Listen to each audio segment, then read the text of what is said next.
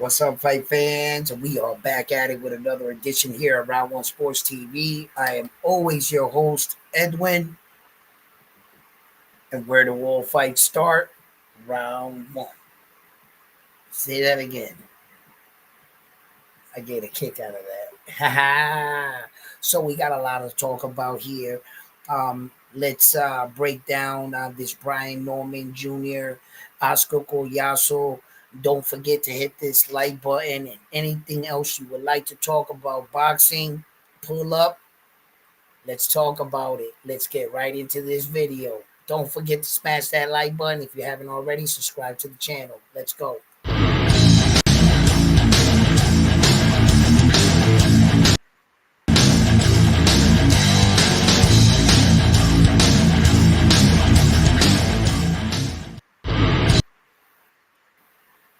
What's up, guys? How you guys doing? Let me know where you guys are tuning in from, where you watching it. You hear me loud and clear? Well, I'm gonna let a couple of you guys pull up. We're gonna start talking about these situations in boxing. What do you guys think? Is this a good fight for Brian Norman Jr.? You know, he was supposed to be taking this Gerard Boots and his fight. That didn't happen. There was a lot of talk back and forth, and I was more on the line that we should let the young man develop, but to each his own. Who am I to tell Brian Norman Jr. what to do with his boxing career? So um, I guess this is the avenue they want to take, and we're going to be taking a look at both sides. Uh, we're going to start to look that down. And I also want to take a look at Oscar Collazo, right? Down there in the lightweight divisions, the mosquito weight, other well known as, right? These guys don't really get a lot of attention, and I think that they're really amazing fighters. When we look at the smaller weight division, there is a lot of skill down there in these smaller, lower weight divisions. What's up, Corillo? How you guys doing? I see you guys pulling up. Yo, I want you guys to pull up real quick. Uh, And I'm going to drop the link real fast because I want you guys to come in because we're going to be taking a look at Oscar Collazo, and I got some footage on him because I want to keep him in the eyes of the boxing world. I want you to see, how skilled they are down there, and that their fights are very, very exciting. So frontline, I would appreciate if you pull up because while reading Oscar Collazo's names, his opponents, uh, you're more familiar with their names and won't mess them up like I do. I am guilty of such, you know. I can admit that. I can admit that, you know. Yo, so let me just real quick, like, let me drop this first. I'm gonna put this right here. Here we go. I'm gonna drop that down right there. Boom. And then first, let's get into my boy Oscar here. That we're gonna break down Brian Norman Jr. I want you guys to talk to me about what you guys feel about this situation as well. And what's up, Frontline? How you doing, baby? What's happening? What's up, man? Yeah, listen, I want to take a look at Oscar Collazo right You now. you tired of butchering names? Yeah, I'm tired of butchering names right now. I'd rather you was reading them off real smooth, like so. This is what we're gonna do. Let me change the dynamic here. I'm gonna put that there, that there. Okay. Now, when we're talking about fighters, in today's era and good champions, we're gonna be taking a look at Oscar Collazo right now. He is a unified world champion down in the smaller weight divisions, and he has a fight coming up right now against. I can't mess this guy's name. His name is Edwin Cono Hernandez, right? So um, we're gonna be taking a look at him, and I want you to tell me what you think and what has made Oscar Collazo such a successful boxer in today's era. Let's take a look at him. Good shot. Good shot there. I think that hurt you. Yeah, that was the best shot Collazo's landed all night. Yep. Body shot. Body is the key. Body is the key. Oscar Collazo, he's already figured that out now. That's breaking down the champion right now in Jerusalem. Everything's changed here in this round. That's what happened with body shots. Body shots make cowards of us all. He's trying to cover up the body as Jerusalem. Collazo senses something, sticks right to the stump. Jerusalem's hurt to the body. Jerusalem's hurt. Jerusalem, the champion right now. Shot to the body. Oh, another good body shot from Collazo. Big left from Collazo. Jerusalem against the ropes, covering up. Collazo sensing something, attacking. Jerusalem trying to survive here in the sixth. Trying to stay away. Oh, and he gets tagged with the big left. Attacking into Pupilo, the Puerto Rican, trying to end the fight. We're taking the turn. Like those. Those were solid. Uppercut. Closing seconds of the seventh round. And I think they're going to stop it. No mas. And they have. Look at that. Yo, the work he was putting on the work he was putting in there right now, like a lot that I noticed that Oscar Collazo does well. He keeps his eye on his opponent. He uses his hand to push off and to create distance, not to like stifle his punches. He understands a lot about what boxing entails. And Oscar Collazo, man, he's a real technician in that ring right there, man. He was systematically breaking that guy down. He was changing the levels, going downstairs, upstairs, and he was just putting it on this dude, and he made him quit. You know, And his angles. Yeah, He's good got sharp angles, angles too. Like he knows How'd how you to see shift it? his body Yep. to get openings. And that's whether he's fighting an orthodox fighter or a southpaw. He creates the angles. He shifts his Like Vasily Lomachenko. yes, When he yes, spins around like that, yes. and he's got that same style and keeps the fighter off balance. Like where the fuck And is he? Where is he? And if you look at Collazo, he typically takes his hand and he puts it on top of the boxer's head, Yep. almost as if he's dancing with him, and he spins around him. Yeah.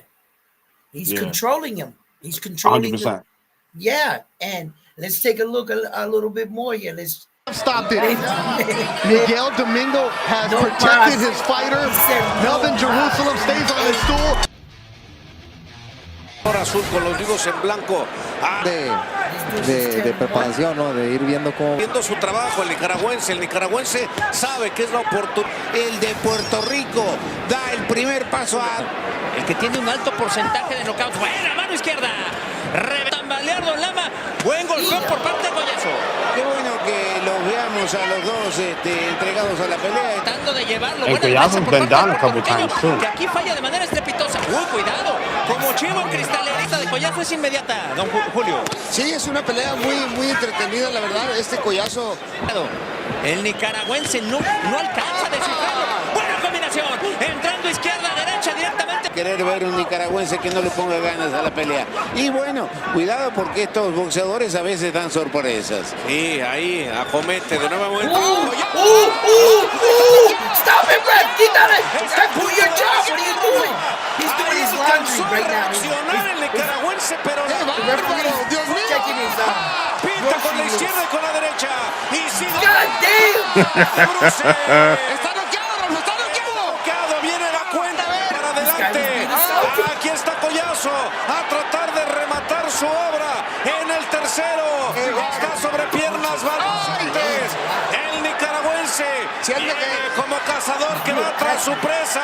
Izquierdas y derechas volando por todos lados. Vuelve a conectar de manera. Ya para la pelea. El tercero está pendiente. Se acabó la pelea.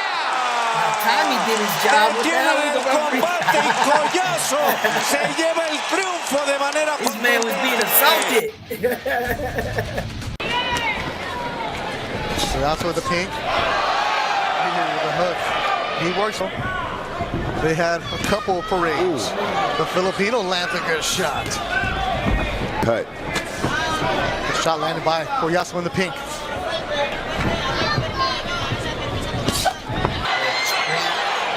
He just doesn't stop moving, Gabriel. And I like what he's doing. He's pressing the action, and he's making Diagan fight.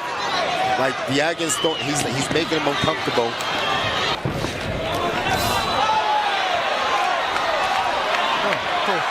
Wants to make this division exciting, and there he is, smacking some blood off the nose of the Filipino. It's deja vu all over again to quote Yogi Berra. Same thing he did to Melvin Jerusalem earlier this year to win the title in May. Came back to Filipino. Collazo sensing something. Big heart from Diagan.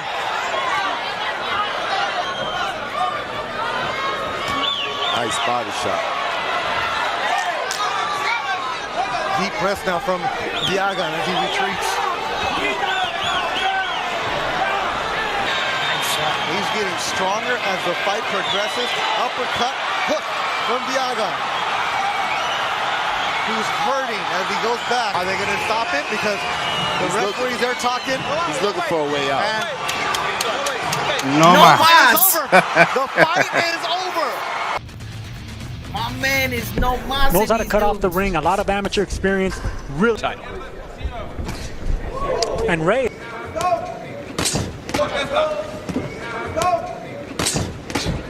Miss Oscar Collazo, who could seldom miss with that right hook. Took an uppercut to put him down in that fight. Great Renator trying to become the #1 contender. Very, very aggressive, going right at Collazo.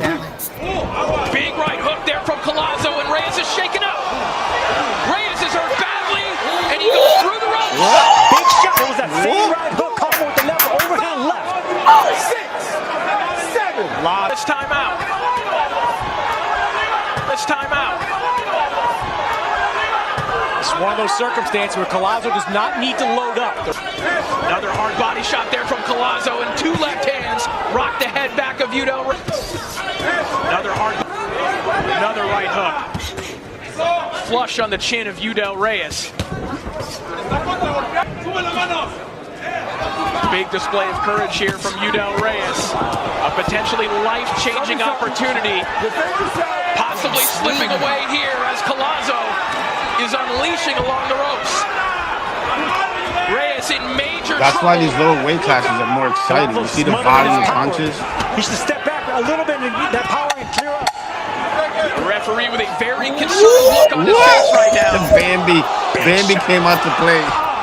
Down goes Reyes, and that is it. A statement win for Oscar Collazo, the future of the 105-pound division. That was violent. That was violent. That It's shot, not like this these fight guys should've coming stopped. out at 130 and the level competition is so uneven. You ever see like guys like Abdullah Mason and some of these guys that are coming out and they're fighting their first fights, and you could see that there's a skill gap. Now Oscar Collazo is doing all of this. This is his first 6 fights. Let's just keep that in mind. This is his legitimate. I'm just showing you his first six fights. And he fight in top competition, polished. You got to understand though that these these lower weight classes, there's not much competition. So the people who are there have already been tested, have already been proven, the whole shebang. So, they're not fighting nobodies. They're fighting straight warriors that like to exchange. And so what you're saying, he's walking into shark-infested waters. That's what he's doing. And with only 10 professional fights, he's already obtained 2 world titles.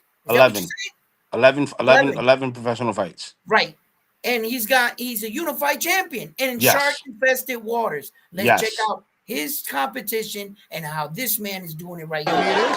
Scrapping is up the opening round. It's scheduled for landing his shots here in the second. Collazo needs to move the head a little more. Head. And he needs to throw body, the right. Good pressure. Nice counter. stay in front of your opponent and you're seeking to get. I don't think Salvador liked that body shot. Collazo goes back, hits him with the left, moves him back against the ropes. And I like going to the body. Chin, body. It looks like Salvador is taking the deep breaths in the ring too, right? Yeah. He gets hit, then he takes a breath. Yeah, but sometimes you need to know where you are, like in position of the ring. Like sometimes Collazo that body shot got him. Salvador, the delay effect. He didn't go down, but they're going to count it as a knockdown. As Salvador, the body shot to his left side was that's the plan. It's Collazo. Salvador's trying to cover up. And Collazo goes down. Flash knockdown, but watch the adversity he shows. The way that he can throw the punch and cut and don't get cut. The CompuBox, when the CompuBox numbers come out, in his squad. Good shots landed by Collazo. Two good rights. And a solid left. Knocks back the head of Salvador. Back to the middle. Positioning. We hear victorious. Undefeated, el Boricua, Oscar, el Pupilo Collazo. Ahora sí. También de guardia zurda el Boricua Collazo. Sí, algo poco común, ¿no? Sí, y lo recibió con ese jab de derecha. Villegas ahí con la izquierda y la derecha, pero aterriza en la guardia de Collazo. Está enconchado Collazo, ahí conecta ese open al Boricua. Nuevamente a la izquierda por parte de Villegas y ahora se enconcha. Derecha por parte de Villegas, falló ahora a la izquierda. Trabaja Collazo la zona media. Derecha ahora por parte de Collazo. Y 7 segundos salto. Derecha izquierda por parte de Collazo. Claro por parte de Collazo. Collazo trabaja más a la zona media que el propio Villegas. Collazo a Villegas. Izquierda y derecha por parte de Collazo. Ahí lo trabaja a la zona media. Parece tocado el ecuatoriano y se fue a la lona. Se fue a la lona con ese gol para la zona media. That body work that Collazo puts el Boricua in, bro, parece second to tocado el none. ecuatoriano a la zona media nuevamente. Y yo creo que este no se va a levantar. Yo voy a la zona media. Voy a seguir dándole ahí. Ahora lo trabaja la zona arriba. Y eso es todo. Se acabó la pelea, señores. El Boricua. Oscar Collazo demostrando aquí tremendo nivel. Vence. The weight of Bonilla, he looks so big next to Collazo. The ring right now as the action continues to pick up. That's what he got to do. Yeah, let's go over to Karen Batia in the red corner. Here in the red corner of Oscar Collazo. His trainer tells me they want to see more angles and they want to see him work to the body more. Sean Porter would certainly appreciate that. The biggest thing they're saying, they want more speed, less power. They said that Collazo...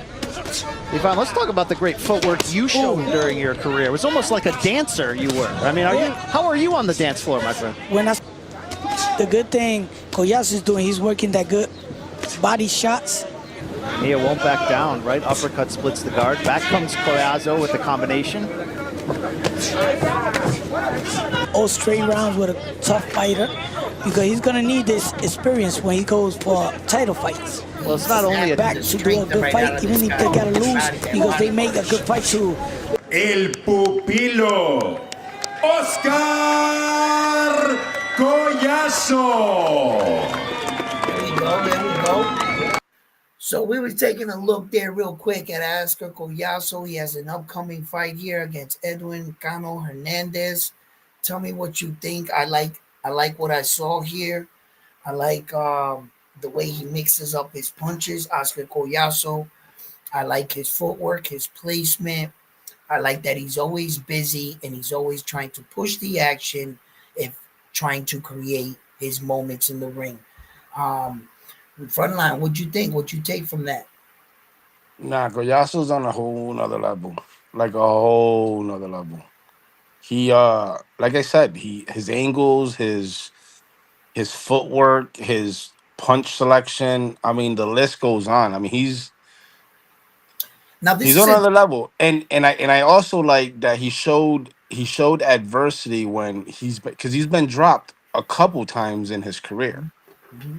And that drop doesn't change his aggressiveness. It doesn't change nothing. It's just he gets back up and he gets right back into it. You know what I mean? Right. Okay. Most importantly, I want to ask you about the Puerto Rican style. Do you think that Oscar Collazo, he's a native-born, island-born Puerto Rican fighter, He's and actually born in New Jersey. is he? Is he Yeah. born in New Jersey? Yeah. Um. So, back to the Puerto Rican style in itself. Like everybody has a particular style, the Mexican style, and so forth and so forth. And the Puerto Rican style, some of the great Puerto Rican fighters like Hector Camacho and Charlotte make me lose my train of thought. Hector Camacho, Felix Trinidad, and currently Subriel Matias, and how the Puerto Rican boxing style has been evolving throughout the time. Do you think Oscar Collazo can take the Puerto Rican style to a new level, like Mayweather did to the Philly Shell? Well, you gotta understand, Kalaz. It's that you gotta understand. It's hard to say what he can take and make Puerto Rico out of it because those lower weight classes, bro, they're full of fucking sharks. You know what I'm saying? Yeah. So for him to create his style at that lower weight class is gonna be hard. Bang Bang made a good point. He says that he sees some Coto and Collazo style mixed in there, Okay. which is true. You know what I mean? That's He the Puerto covers Rican he style. That's what I'm talking about. but yeah, Puerto Rican style. So the Puerto Rican style fighting is more counterpunching. You know what I mean? Uh-huh. With Collazo, you can see that he applies pressure. He lets his hands go, so he's more offensive than he is defensive. And he shows, like I said, he shows good footwork, punch selection, See, and all that. Puerto Rican fighters have been in recent, right? I can remember a time where we were real evasive and we did get on our bikes and move, but the majority of our greatest champions were kind of come forward, flat-footed fighters, kind of like stepping. Felix was that.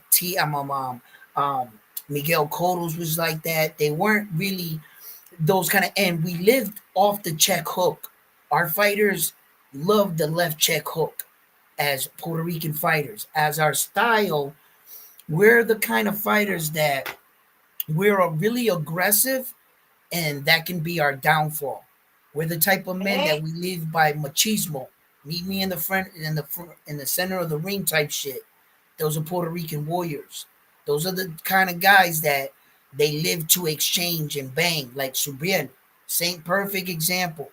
That's exactly what I'm talking about. Subriel. That and Felix Trinidad always was in the fire. That's why he got dropped a lot. Because he wasn't shy to like stay on the outside. He Felix, wasn't he wasn't shy to exchange. because he'll put that left check hook against anybody's punch. Felix knew it. He had a left hook from the gods. So I mean, Fernando Vargas was a witness to that. oh man, listen, he's still traumatized to this day. He still goes to therapy sessions. He wakes up in the middle of the night. No, Felix, the check hook. But no, he's cheating. Yo, he's traumatized, right? So I see Oscar Collazo. I like his footwork is that much better. He understands what some of my fighters I didn't think understood. See, we just start to get close. Oscar Collazo really knows distance. He manages the distance and he keeps his hand on the guy's head, like you said, and he create because he knows he can get more snap at his punches at the right distance. So he's really smart when it comes to that. He's good defensively sound. He's watching his guy. He's anticipating for some punches to come back. So Oscar Collazo, in a very short period, like you said, 11 fights. He has 2 belts with only 11 fights. In a division that you yourself admit, this is shark-infested water. There's no clear dominant champion down here, a unified champion that comes along and can maintain it. Why? Because they're constantly knocking each other off. Because the competition is so fierce at them lower weight divisions. So And I don't understand why a lot of boxing fans don't like the lower weight classes, bro. The lower weight classes are the more exciting fights. Like yeah, they're more tome y dame, and either I'm gonna knock you out, you're gonna knock me out, or we're gonna put on a hell of a spectacular. right. You know what I mean? So I don't know, but Edwin Cano Hernandez, I don't know much about him. I We're don't know gonna. if you could put up his highlights. I'm well. Oh, I'm gonna. you're already on it. Well, okay. I was gonna pull up the box rec.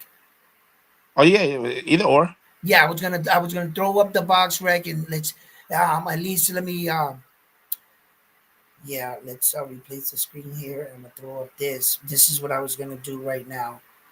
I was gonna throw this up right here, and this is Edwin Gano Hernandez, and I already had him up here. I was gonna click onto him like this and show you who he is right here. 13, 4 knockouts, 2 losses, been stopped 1 time. He's a One Mexican draw. fighter. Mexican fighter. He has a 30% knockout ratio. Has been 76 rounds. 27 years old, fairly young. Like I said, Mexican fighter, and 4 round experience. 4 rounds, 6, 10. He has a 10. He lost the 10, 6, 8, 10, 6.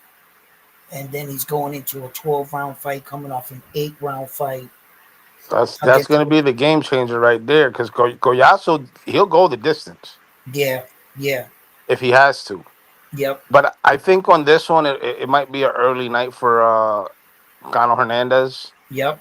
I don't, based on his competition, I don't think he's got what it takes. I mean, I could be wrong because Styles makes fights, Mm-hmm. and Collazo's been down a couple times in his career. He's been rocked, Mm-hmm. but like I said, his adversity is what makes him who he is. This is Oscar Collazo right here. He has 11 victories, 8 knockouts. He's undefeated, never lost. He's 28 years old. He is a native of the United States of America. He is southpaw. He is 5'2". He has a 61-inch arm reach. He resides in Puerto Rico, and he has a The 72% knockout ratio.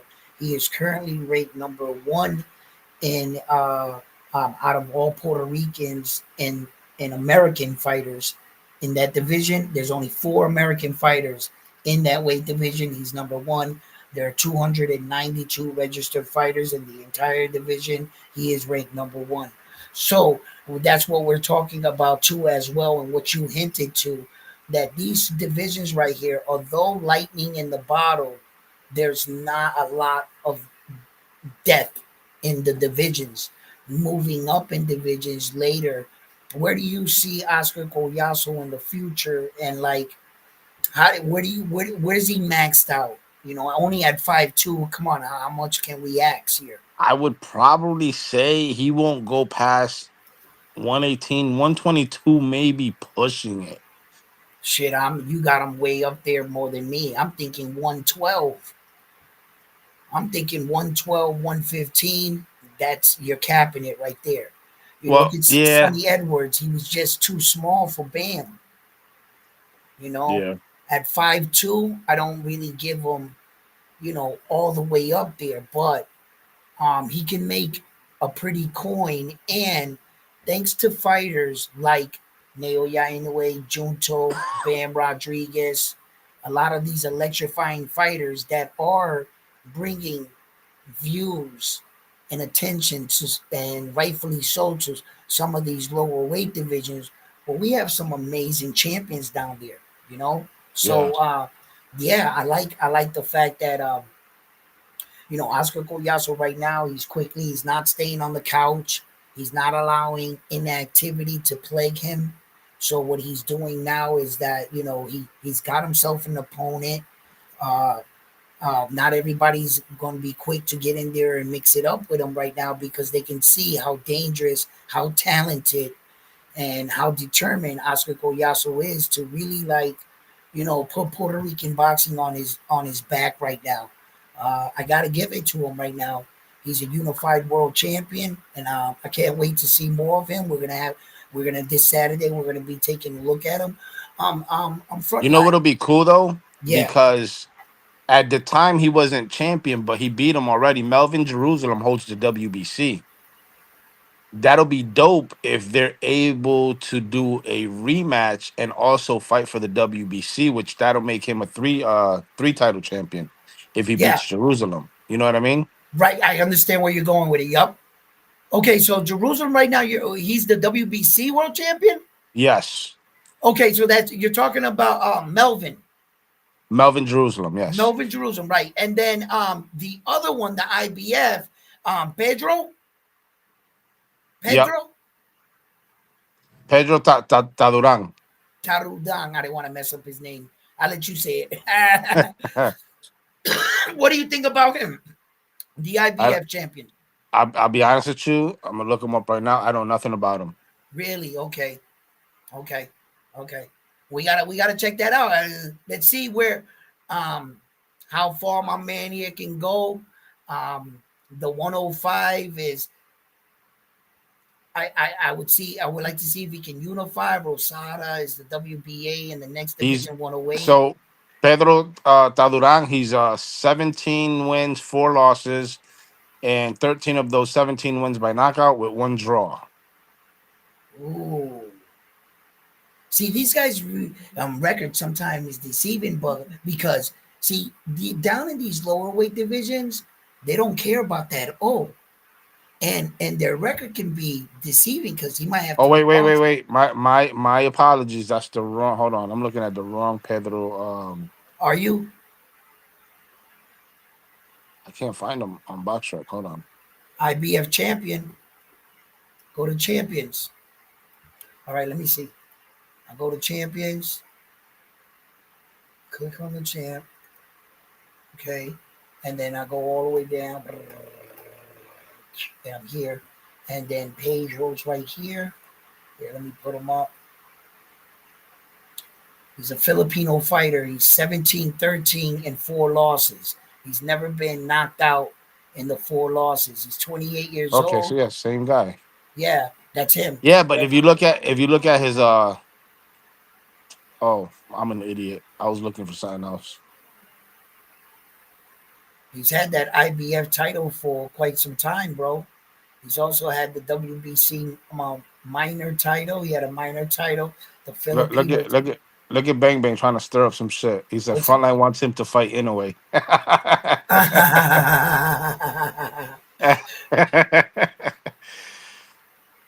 But yeah, Pedro. I mean, shit. He lost against a dude by the name of Rene Mark Cualto. Right, and then he had a repeating loss twice to him. So yeah, he lost both fights to the same guy. To the same guy, and then prior to that, it was a draw with Daniel Valladares, and then he had a loss against this fucking dude that's got 50-0 at the time. Cheyafong Munsri from Thailand. The dude's 55-3 with 19 knockouts. 1 no contest.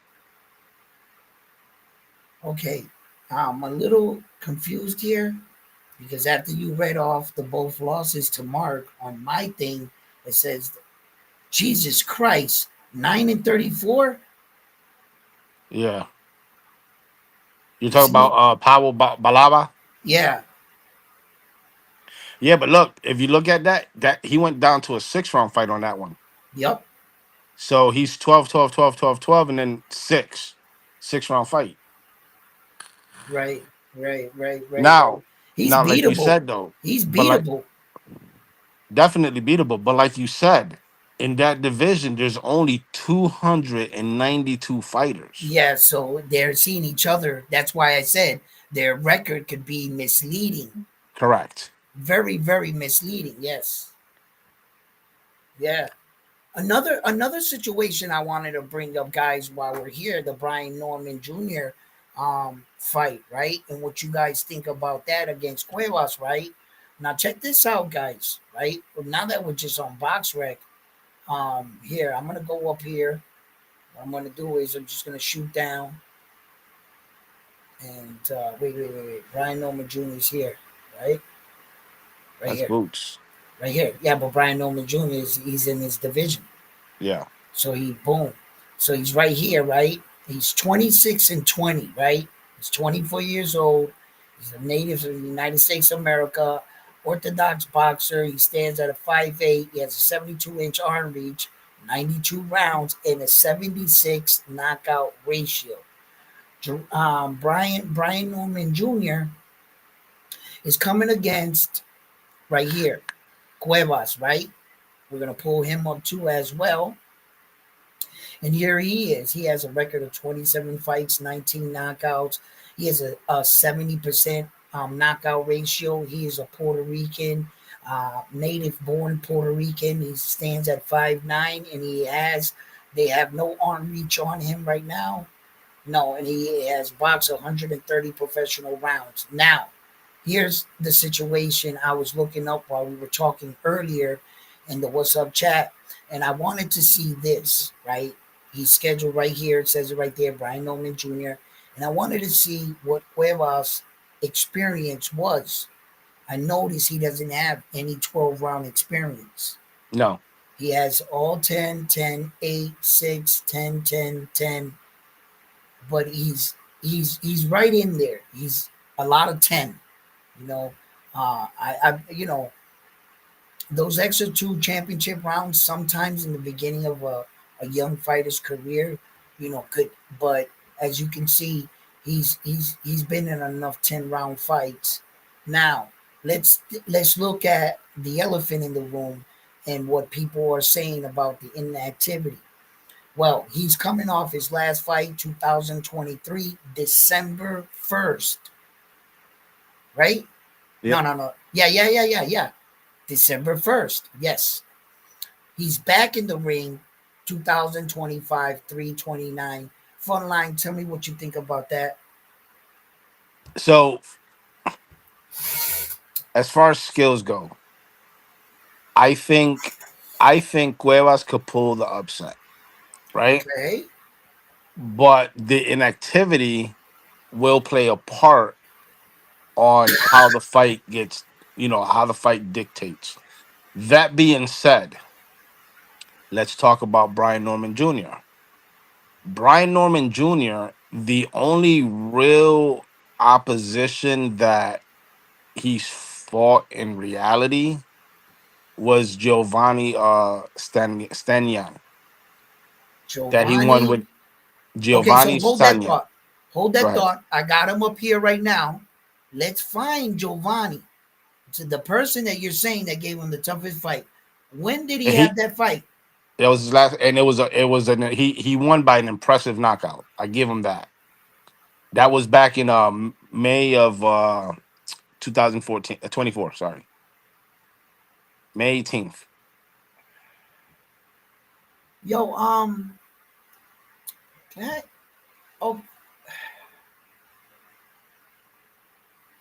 he had the WBO interim as well. Giovanni did, yeah. No. No, this is Brian Norman Jr.'s record. Yeah, he has the WBO interim, and he also has the WBA. What the fuck is that? No,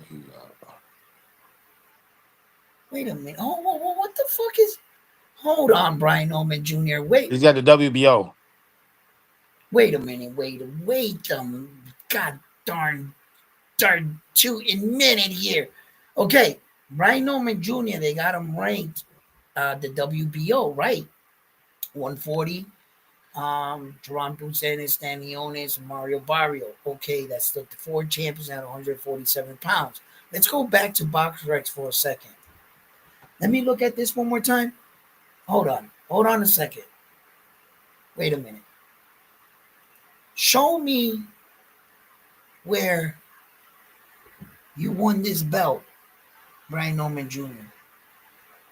You won a WBO international, WBO international interim, WBO interim, and then No, he beat Giovanni Stagnan for the interim belt. and then he got upgraded to the full status. Now that being said, if you look at BoxRec, Brian Norman Jr. all his fights has been 10-round fights or 8 or less. He only had 2 fights scheduled at 10. The rest were 8, 6, 6 and 8s and 4s. You know what I mean? So he took out Yeah, Giovanni Stagnan in the 10th round.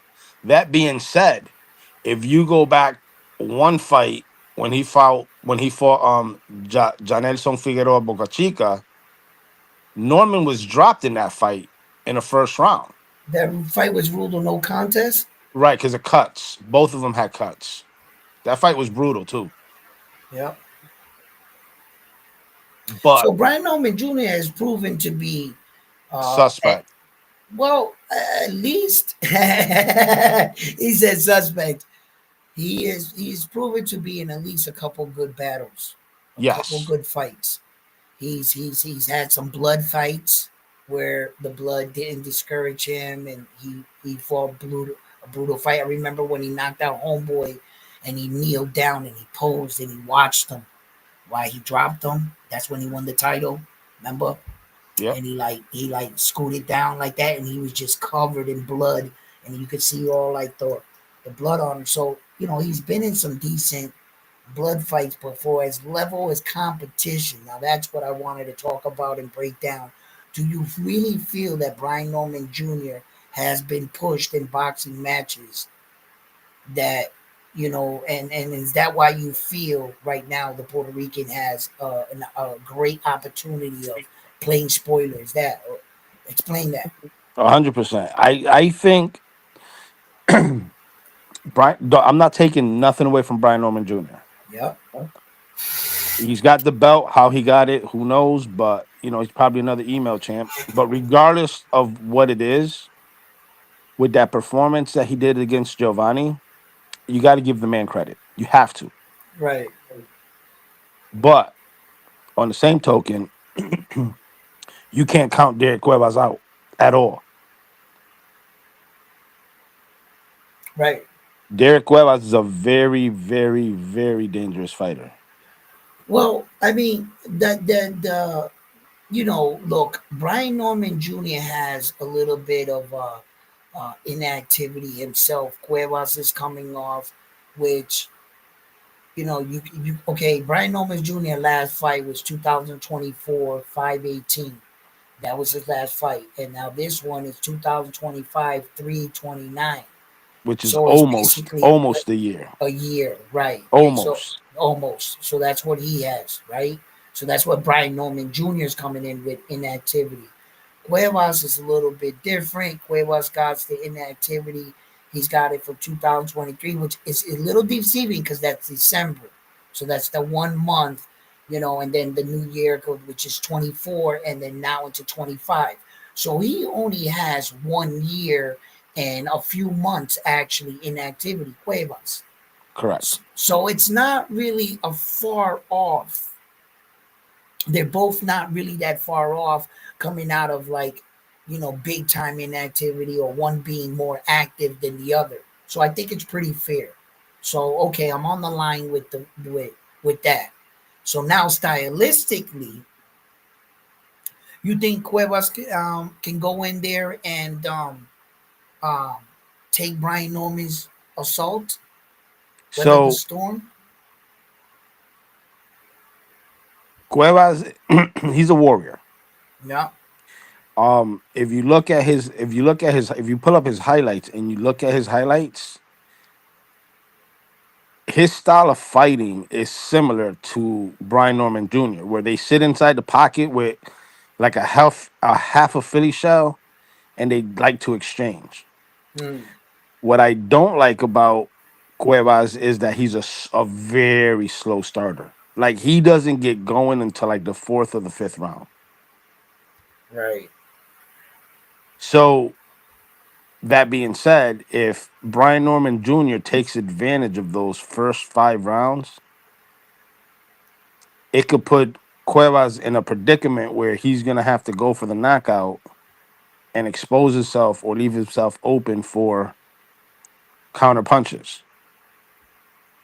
Right. But that being said, I don't know if it means anything or not because of the competition, but Cuevas never been down. Okay.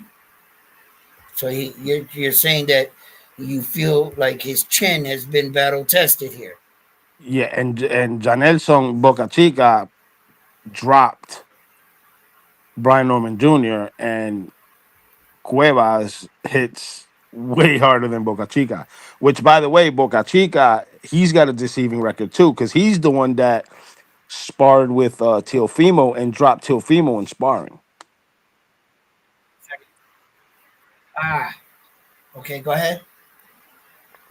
So, okay, we're gonna be taking a look at Derek Cuevas highlights here. I'm gonna put them up right now, and we're gonna look at a little bit of. Let me switch this over here.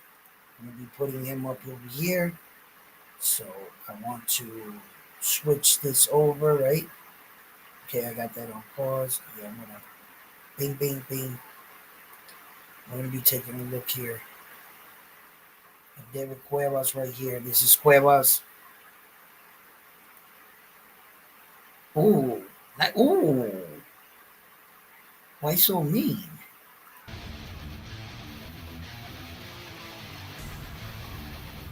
he likes to mock his boxers. En alta y baja, pero entiendo que ahora está en buenas manos con tu título. Buscando Cuevas.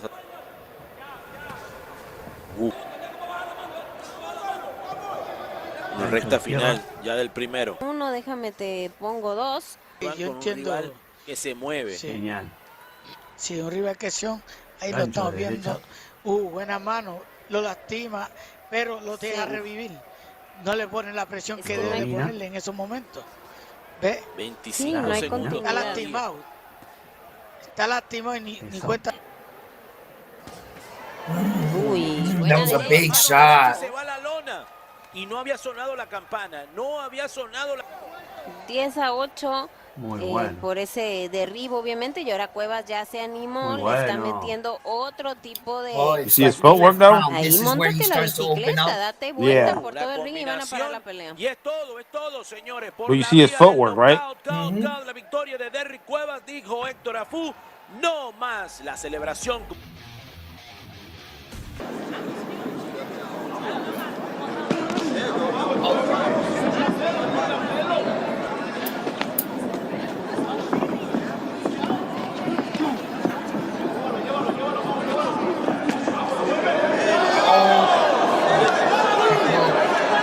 You hear that thump though when that landed?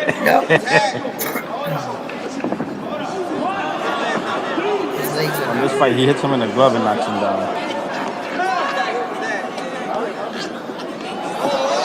He's looking at his corner like, stop the fight. Yeah, I told you his legs weren't under him. I saw it. He dropped him with a jab. You know, you are in my domain. Ow. So I'm gonna do you. Well, there goes. Caused by Cuevas. Exactly what happened in the last fight from Cuevas. Second round. Vicious left hand to his opponent. And down goes Mosquera again. Mosquera should take some time and get up. He should take some time and get up, Cuevas is confident right now.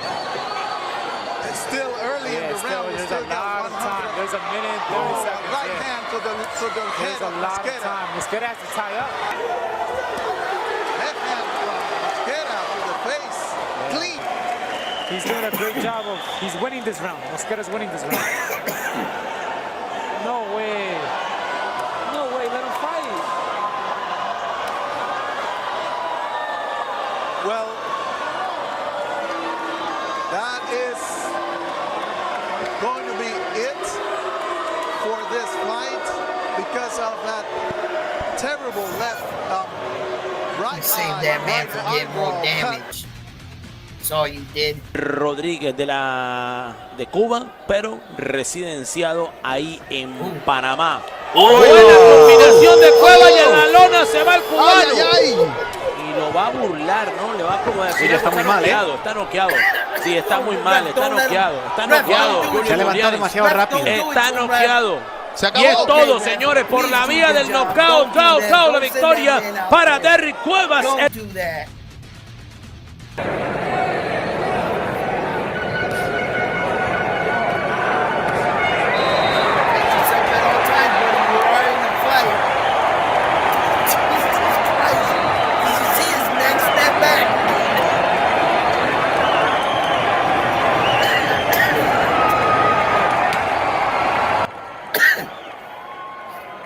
Did you see his neck snap back? Watch. Yeah.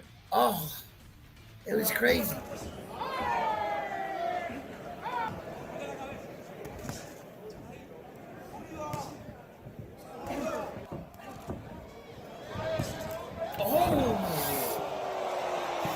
Yo, that Puerto Rican left hook is vicious.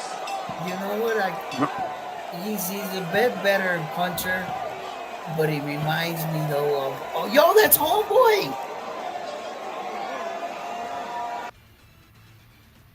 Yes.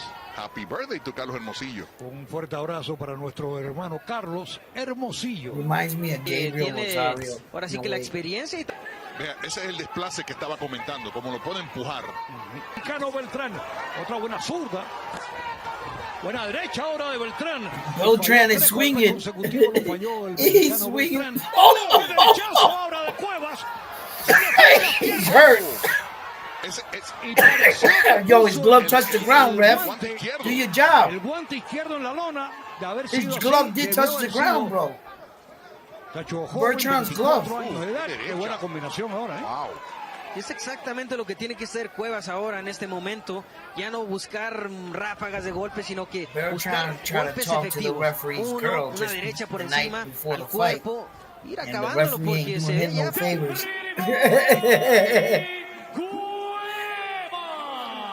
Una victoria contundente. Tell me what you think. So I don't know if you noticed on a couple of those fights, he fights both ways. He can fight orthodox or he can fight southpaw. No, I saw it. Yeah. So again, it depends on what game plan he goes into the ring with and what game plan Brian Norman brings in.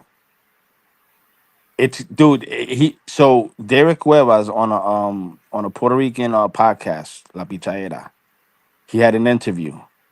He said, I can guarantee one thing.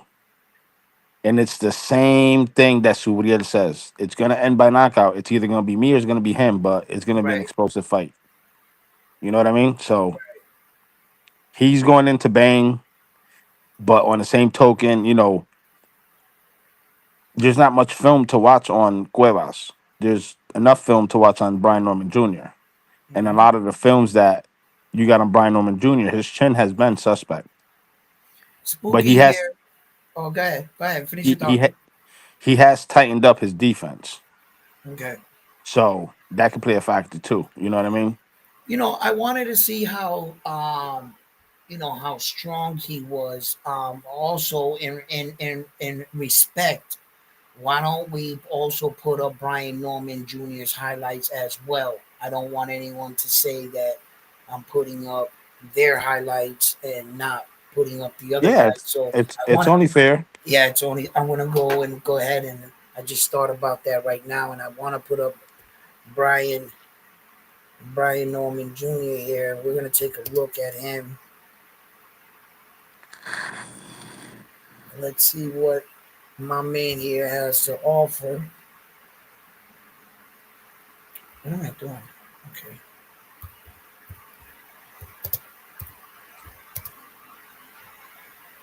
There. All right, so let's switch over. Is this only okay? Right here. Okay, we're gonna go and do that right now. Let's see here. Can I make this actually bigger? How would I do that? If I put us here on the bottom, I take this and blow that up like this, and I There you put it go. like that. All right, now let's go. This is Brian Norman Jr.'s highlights right here. This guy was 72 at the time. Oh. You see how he keeps his guards down though? Yeah, early in his career, yeah, too far down. I mean, this is, looks like he's fighting in the boys' club, so it's very early in his career. But he really hurt this guy. Look at the reaction from the guy, though. The fucking guy's outside the ring. Ooh, he got a nice little jab there. Nice combination up top, and then he's getting everything started. Transition here as we start for the first fight of the night. Perez with the hand down to the body. So you saw how Perez pushed up on him? Yeah. That's what I'm trying to. He's easy to get to, which right. I see. Again, okay. it depends on how Cuevas comes in. Yeah. So he's real good on the outside, and the inside he doesn't know how to grab neither. Norman Jr. You can see the light at the end of the tunnel. He's got that good body shot going right now, though. Let both hands go. He should go right now. Last fight. And what maybe we thought more of. Your uppercut gets in from Perez. Look at this Mexican Perez, bro. Fucking dog. Look at him. Still applying pressure. Yo, true Mexican warrior. That Mexican style is frightening sometimes, bro. Took him the distance? Yeah. Rodriguez 9-1.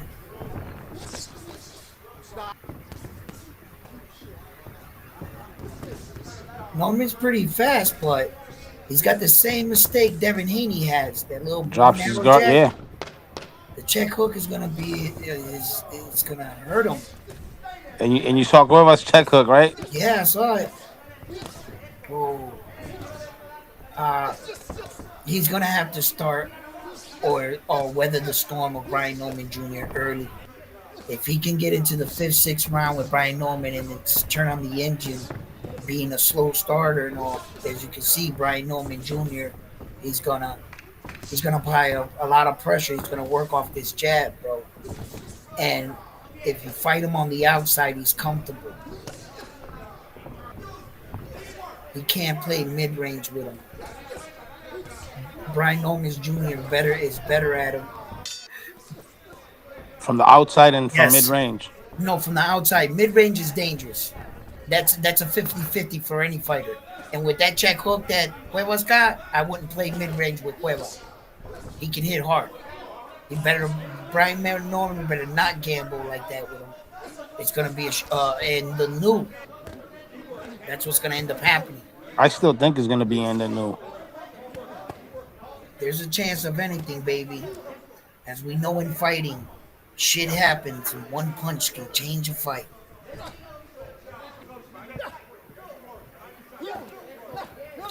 He looked strong, Brian Norman Jr., but it doesn't really look like he cracked so hard. For all the that he's putting behind these shots. Brian, the Assassin Norman Jr. That's all you got highlights on him? Nah, there's more. You probably picked the wrong video. All right, let me see if I can get something else, because this is the fight we were talking about right here. Right here, nothing but all those things. Want to touch gloves, do it now. God bless. The Olympic silver medal, Denise Baran. I probably can't put the volume on this one. Keep the volume off. It don't matter. They're going to copyright me on it anyway, because it's a top-ranked fight. As long as you don't got no sound and you talk over it, they can't copyright you. Educational purposes. Let's break down this fight right here. This was a war, which I consider to be a war. Oh, wait.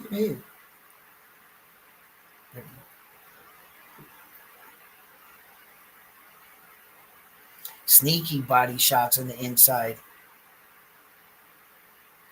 That's a low. That was real low.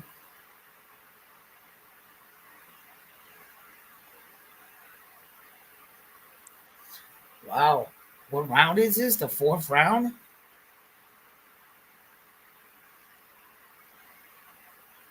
Might want to go back and look at this fight. I remember it. No, that fight, yo, dude, you'll like this fight. This fight was a No, very good I fight, watched it. entertaining. Oh yeah, I watched it live. I remember, but so many fights sometimes. But you see, round 6, Norman Yeah. already has his guard down Yeah, because look. His hand is down, right down by his. Look. It's under his chin. Look at his hand. yes, Look at his hand. Look. All openings. Look from the left side.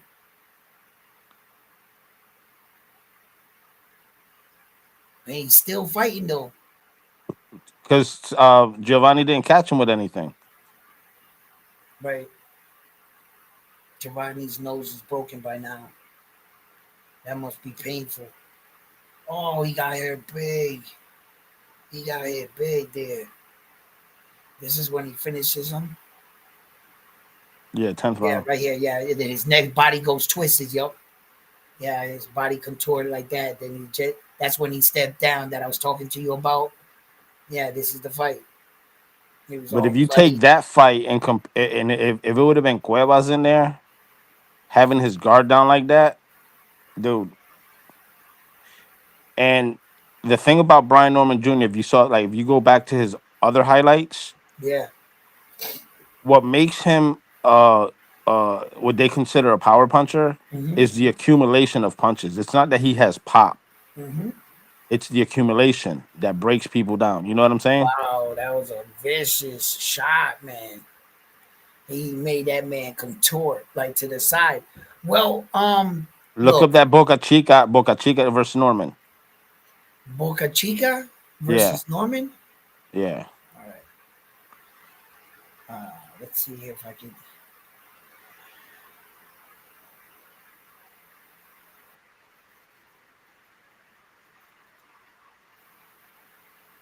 Boca Chica's BOCACHICA. Wait a minute.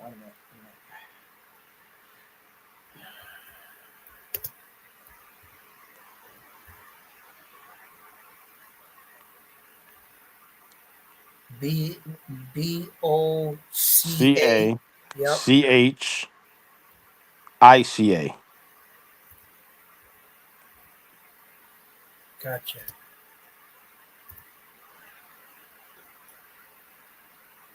That was a Right. bloodbath I too. got it right here. I only got 12 seconds of it. They're probably gonna show you when Norman got dropped. Yes, exactly what they showed. You can't fight that. You can't find that fight nowhere. That's all they showed me of the fight. Hold on. Brian Norton versus. Okay, let's see here. All right, I got a fucking 32 seconds of this fight.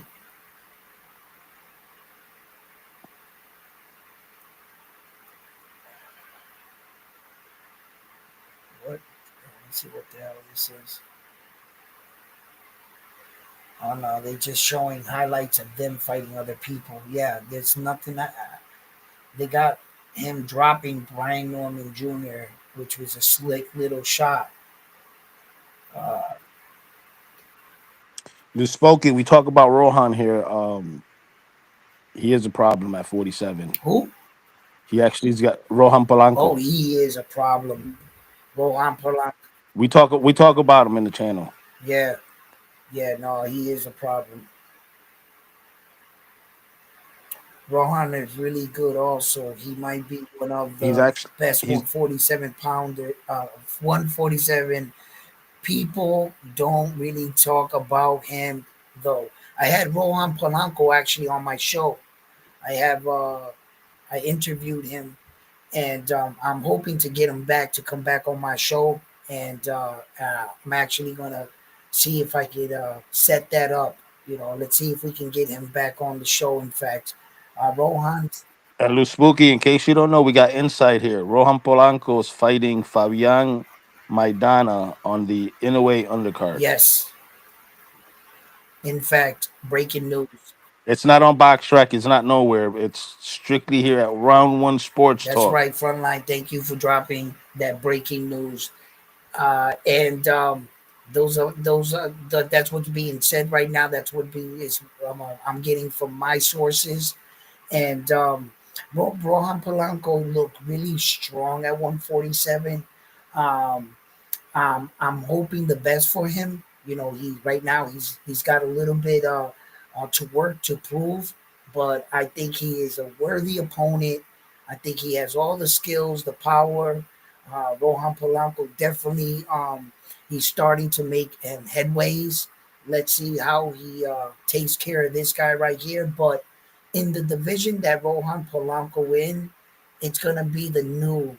I'm trying to tell you, as soon as Dude, and you know what's yeah, funny? I like Polanco at 47 over yes. 40. I think he shines better at And he looks so 47. strong, bro, at 47, bro. Dude, he looks like he didn't even lose Nothing. He power. made quick work of that guy. He was like bang, bang, bang, bang, bang. And like I was like, damn. It looked like he was cracking better. His face looked Polanco's good. gonna be a He problem. didn't look weight drained. He He felt he comfortable looked at that weight. strong, man. He looked strong. And unlike Tio, his power actually carried to 47. Right. Tio's power hasn't even translated to 35, going up to So 40. to 40. Yeah, no, it hasn't. From Yeah. 35 to 40, it hasn't translated when he fought. I mean, Tio, his performance against Josh Taylor, yes, but no power. No, no, not like Rohan Polanco. And the 147-pound weight division is really going to start to like kick off with the new arrival of Ryan Garcia and Devin Haney entering the 140-pound weight division. Stanley Onis in boots. And I'm doing a unification there, and Mario Barrios being the other champion. There's a lot, and fighters like Polanco coming and making noise on their way up. I believe the 147-pound weight division is going to get some interesting fights because one day we can get Rohan Polanco versus Tio. We can get Rohan Polanco versus Ryan Garcia. Well, Tio's still at Well, 40. nah, he's coming. I think he's coming. I think he might be coming up. I don't know. Maybe, maybe not. I mean, it's what Tio said one time. I'll go up and fight Jerron Bruce Ennis. Tio said he'll fight Canelo. Like He's an Tio idiot. I just mean, he talks says shit to everything, talk but shit. I mean, sometimes he does wild and crazy shit. I don't know. You know what I'm saying? But Yeah, Rohan has. It's true what Luspoki says. He's hella fast. He's got hella speed. He's got power behind that speed. Um, yeah, Rohan's gonna be a problem at 47 for sure. He's gonna put a lot of people on oh notice. no, yeah. And then he okay. Where's he ranked right now? Let's check him out right on 147. Uh let's see where if they got him up here in these rankings here. Uh has he cracked any top? Rohan Polanco, he's ranked 15 in the WBC. And he's ranked number 10 in the WBO. So he's ranked number 10 in the WBO. He's ranked number 15 already in the new weight division in 147.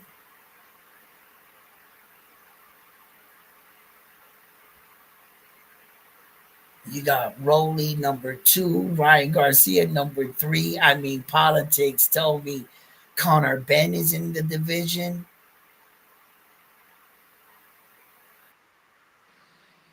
Hey Edwin, pull up the IBF guy, the Japanese dude at 47. Luspoki wants to know because I seen him, but I don't know of him. Jin Sakaki. Ese Ese mismo. mismo. Okay. You want me to bring him up on box rack? Yeah, bring him up on Okay. box rank.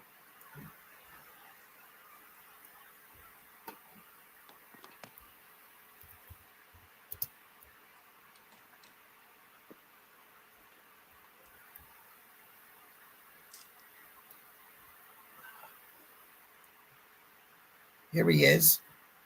Oh, this mofo. Is he any good? Yeah. He's I don't know much he's about him. okay. He's okay. Well, here. You want me to put him up on the screen? We can learn about him ourselves. Come on. Here. All right. So I would have to switch out of that. Let me switch out of this. Here he is.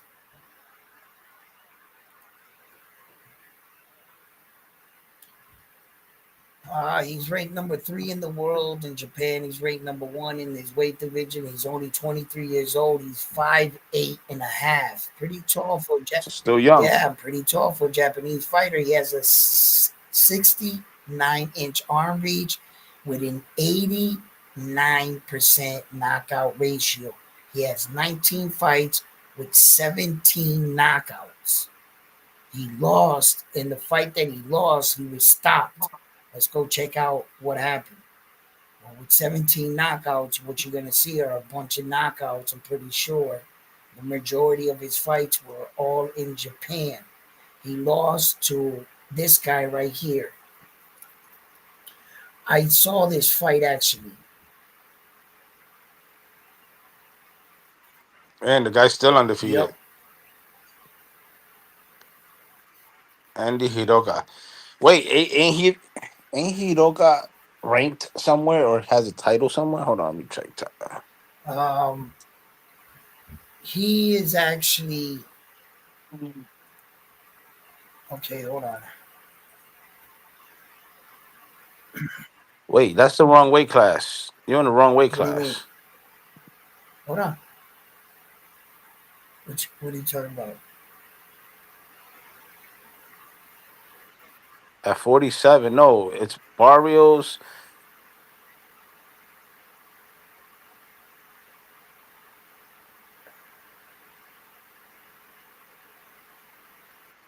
Well, no, he's ranked. Yeah, he's ranked in the Andy something. I think that's who he's talking about. I'm trying to find him. I'm looking under the.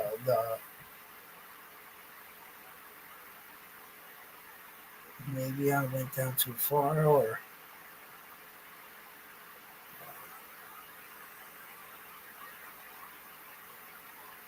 All right, let me see. I'm trying to find this guy.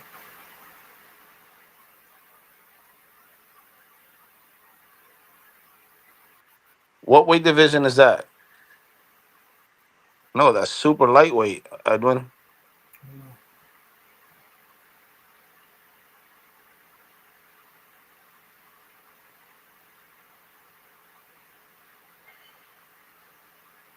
So what weight division am I looking in? Huh? 47. 47's got Boot Ennis, Stanionis, Barrios, and Norman Jr. And then Polanco is ranked only.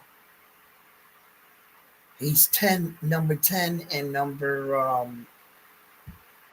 He's 10 with the WBO. Yeah, and then he's 15 with the WBC. Yep. Now, so I don't know if it's because he just fought, but why they skip all those fighters to give Derek Cuevas a fight for Brian Norman Jr.? Okay, but wait a minute. My man was asking right now if Polanco would fight this Gin Cat. This Gin Cat apparently is somebody, right? He's ranked number 4 for the IBF. He's ranked number 4 for the WBA. He's ranked number 4 for the WBC, and he's ranked number 2 for the WBO. Across the board, he's basically ranked number 4 and 2. So this Jin dude is a really good fight for Polanco. Polanco could beat this Jin guy right here.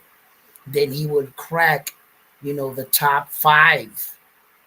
And well, yeah, because he'll become number 2 in the WBO if he beats Jin. He'll become number 4 in WBC. So 4 in BA and 4 in So when he's talking about this Jin dude because of Polanco. That's where the conversation was going, right? So I can see where that, his next fight can be against this kind of fighter right here. You can knock off a fighter such as this kid right here, Jin. He's money across the board.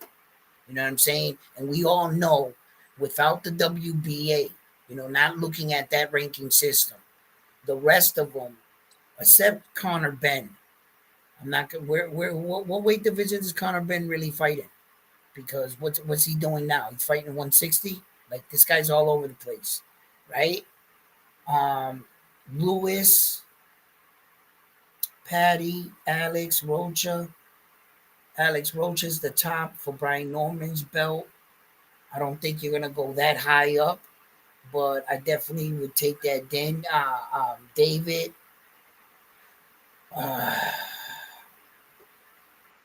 So the guy that they got scheduled to fight on the Naoya Inoue undercard, Fabian Maidana. He's an Argentinian, 32 years old, 5'9", 72-inch arm reach.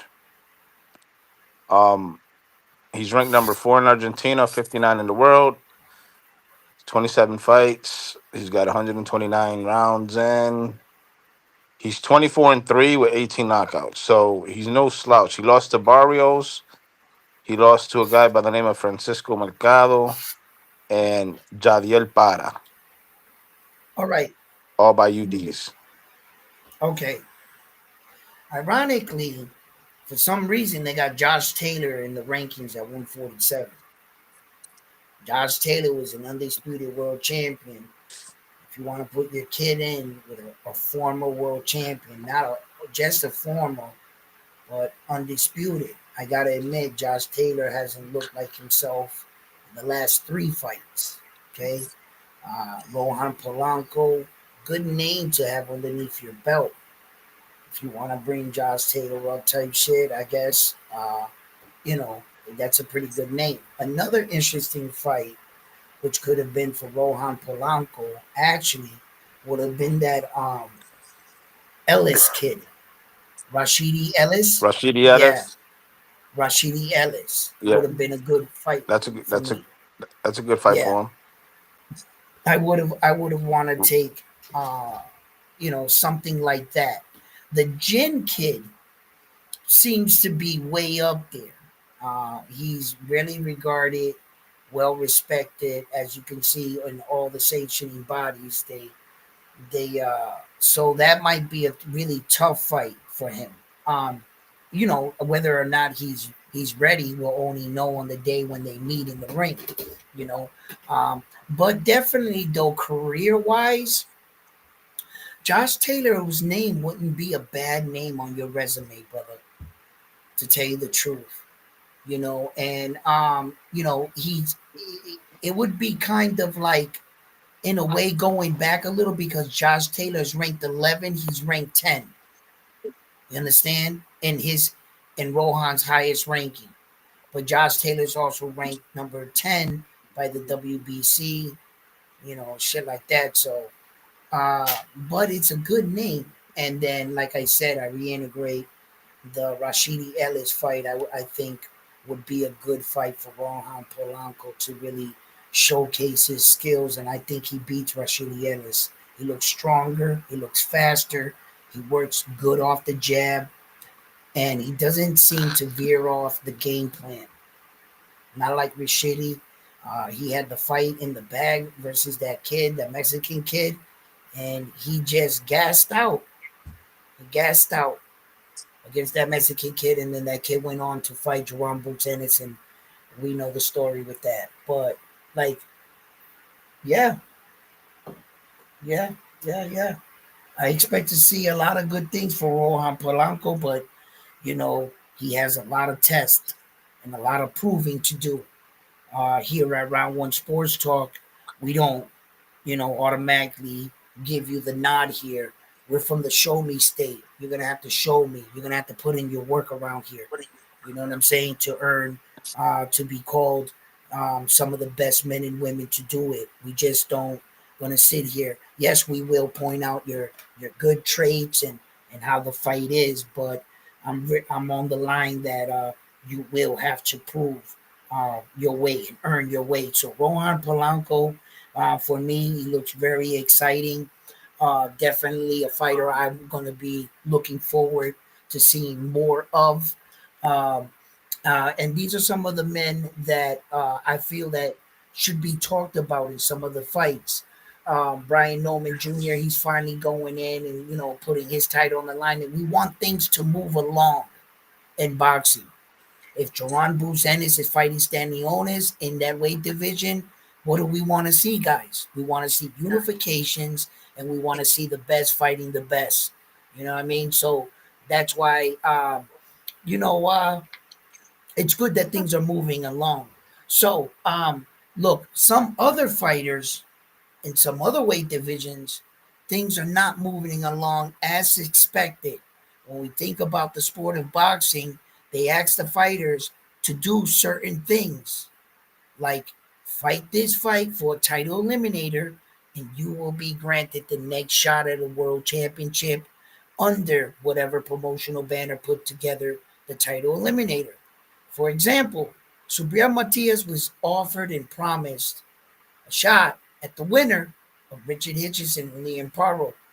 They had him fight a title eliminator. He went out and fought Aldo Puerto Rico, did what was asked of him. Once you do what was asked of you, what is expected? Title fight. But wait a minute. Who is Richard Hitchison rumored to fight now? A smaller, blown up fighter, George Camboza, that I don't like to use the phrase hype job. I don't want to call a fighter a hype job. But brother, if the shoe fits, wear it. You're not gonna convince. Yeah, his past 5 fights hasn't been that Listen, impressive. you're not gonna tell me you just coming off your last fight for beating the boys club leader, right?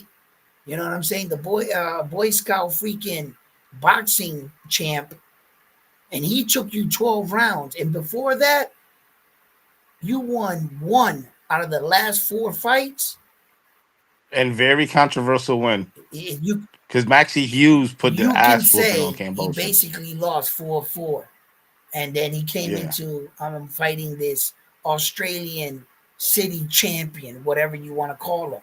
I mean, it's truly ridiculous. And this, And then to rank him number 3 my God, listen, on the and the IBF. thing is that you don't do all that for George Camboza, because I don't know anybody that's thinking he's gonna, let's get him a high ranking and a big fight because George is ready to go for the world title again. I don't think anybody believes that. I think that he's a sacrificial lamb to Richard Hitchison. This is another case of Ed Hearn controlling all the moving pieces in these fights. He went in, did business with Subriel, but did you know that he also had control of Liam Paro was also signed with him. So no matter who won, Ed Hearn won. And he did away with the loser, and he went and took Liam Paro and he put him against Africa, Richard Hitchison. And Yeah, but look at what he did to Paro now. He's got Paro on the back burner. But Paro is already signed with another promotional company. So he left Matchroom? Matchroom, yes. And it seems like Ed Hearn is not doing or taking care of his fighters. Like, he's just using these guys for these fights and walking off with the winner. The entire Richard Hitchison is also a Ed Hearn fighter. Yeah. If you haven't noticed, he's had all control. And it seems like once he's done with one of the losers, he takes the winner, and he's going to do the same thing to Richard Hitchison. Is Ed Hearn doing good business with the American fighters or all the fighters? Absolutely not. Because with the European fighters, he sticks with AJ and his fighters that lose over there. He has no problem with that. It seems like he used Subriel for one fight, lose Liam Paro for one fight, using Richard Hitchison right now. Until he loses, then he'll get rid of him. Right. And I'm starting to think, is this more on the line where Ed Hearns is using our fighters since Conor Benn came out here in the first place for popping dirty in the UK. That's what Ed Hearn came out here for. Let's say all the way up into that point, Ed Hearn had never promoted an American fighter at all. So when Conor Benn can no longer be promoted over there, that's when he got on his plane and flew to America. So, like, is he good for our guys? Is he hanging our guys out to dry? It's, you know what I'm saying? Like, is he starting to be like that promoter where, like, yo, dude, like, because it doesn't seem like he helped any of these fighters to remind them to put in a rematch clause. Remarkable. Subiel didn't have a rematch clause. Neither did Liam Paro. Neither did Paro. Wow, and you're promoting these guys? You just went through this situation. You think you would learn, or you think you would know how to do the same thing? Yeah, but that's on the boxers' management team to when they get the contract, they should go over Well, and you just say, see, "Yo, Ed we're not Hearn ain't signing helping this them. unless we get a Ed rematch." Hearns is doing the final thing, signing the contract, and he's saying, "Yup, it looks good. Everything checks. Yup, okay, fine." You mean to do? You did that back to back? That's not an accident. Yo, are you treating the Nostradamus notebook like that? Listen, that book right there got more fight than Ed Hearn in him. All right, you know what I'm saying? All right, that book is for tough. Okay, so listen, I'm gonna tell you right now, like, my man doesn't seem to be like good business. All right, baby. So we got a good weekend of boxing. Who do you got? You got Collazo or you got Hernandez? Uh, um, that's no brainer for me. But I'm gonna act like it's gonna be really difficult. Let me pretend right here. Hernandez is looking pretty. This is well. I'm gonna take Collazo. All right. Yeah. What about the rematch between El Camarón and Farmer? Listen, I never wanted to see this fight. I think it's gonna be the exact same fight. Okay. I don't see how Farmer. Uh, I think the same exact thing is going to happen. I think he's going to look good in the beginning of the fight. I think he may have a chance where he once again introduces Cepeda to the canvas. Cepeda rises up again. I can see it in the fight. Cepeda coming on strong. Farmer wilting under Cepeda's pressure. I see the same exact fight. I don't even know why they're running it back. What was I mean, the controversy was, yeah, Farmer did drop him in the fight. It wasn't a title fight. And the world has been wanting to see William Cepeda at the world class level of fighting. So this, although for Tevin Farmer, William Cepeda feel bad for him? Like, here, let me help you out because look, draw controversy aside, it was a good fight for what it was. I thought we could move on from it, but apparently not. I see Cepeda winning again. I think Tevin Farmer's going to do everything he can, and he's going to wilt under that pressure again. You know. And what's up? Talk to me about the other fights. What else you got?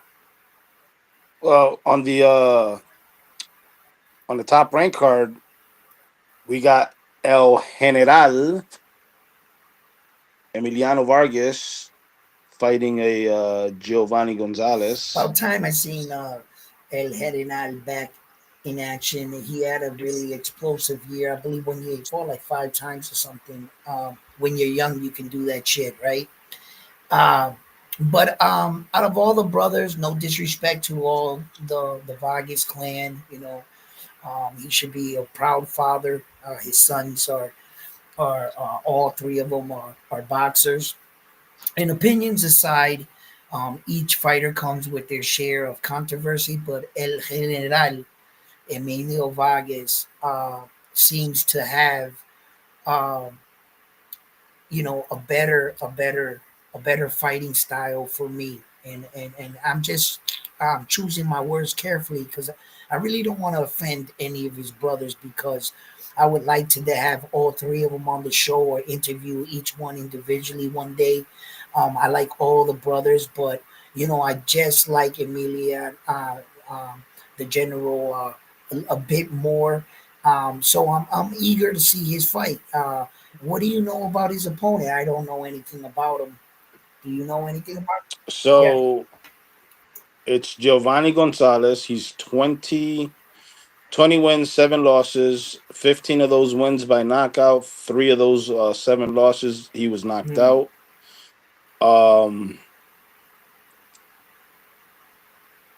Let's see, 1, 2, 3, 4, 5. So his last 5 fights, he had a split draw, a UD loss, 2 knockouts, and then another UD loss. Okay. So I want to see it. Yeah, I want to see somebody actually challenge Emilion the way he's been making it look very easy. Uh, he looks strong. So I really got to see him with a better, opposition. But the one thing when I hear Emilion speak, he understands his responsibility as a boxer and how to, you know, stay in his lane, so to speak. There has already been fighters that try to mention his name that were already on the upper level, and Milian was like, "Listen, don't worry about it. Don't call my name out now. I'm down here." He recognized where he is. He recognizes his potential in the sport, and I like when a young man is you know he's conscious and aware of where his place is in boxing right now and his abilities. He knows that one day he hopes to reach that plateau that his father and a lot of fighters like him have reached the championship status. You know, so yeah, he's I got my eye on the kid, and I like what I see, and like I said, I want to see more of him. Yeah, absolutely.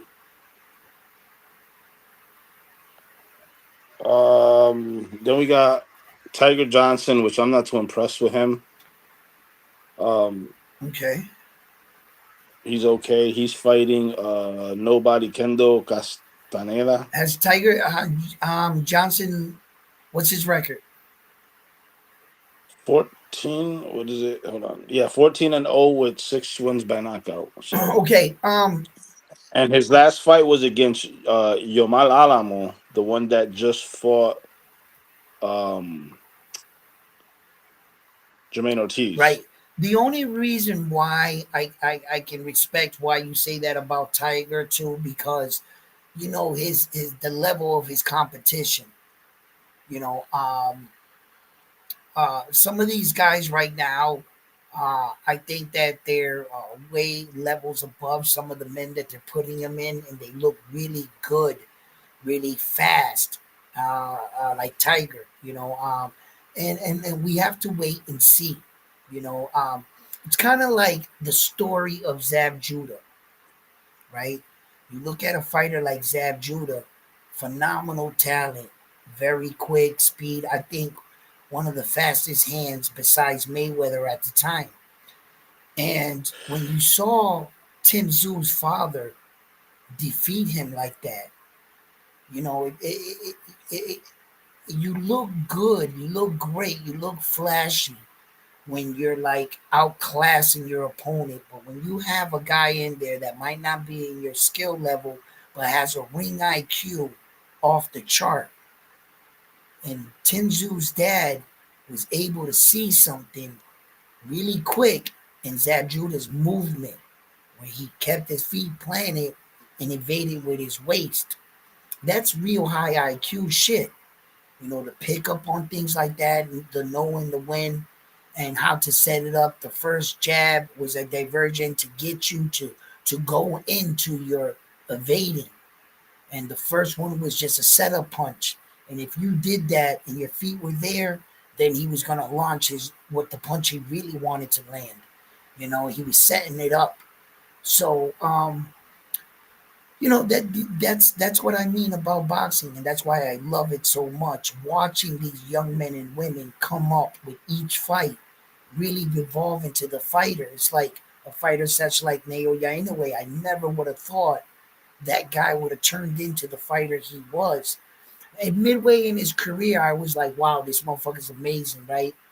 But you can't predict sometimes fighters, and in some cases, Dubois turning his career around, being stopped and losing fights, and then Well, to be honest, I think Dubois beat Usyk in that fight. I'm yeah, I sorry. think he did too. That's my opinion. I'm Yeah, sorry. That's my listen, opinion. But listen. I rewinded that 100 times and didn't even come nowhere near his cup. In order to be considered a low blow, even if you graze the top of the cup, then you can consider it. It was so far away, not unless his cup was here on his chest, right? Was that a low blow? well, that's the problem. Usyk wears his pants way above his Because he's navel. acceptable to body shots. He always has been in his career.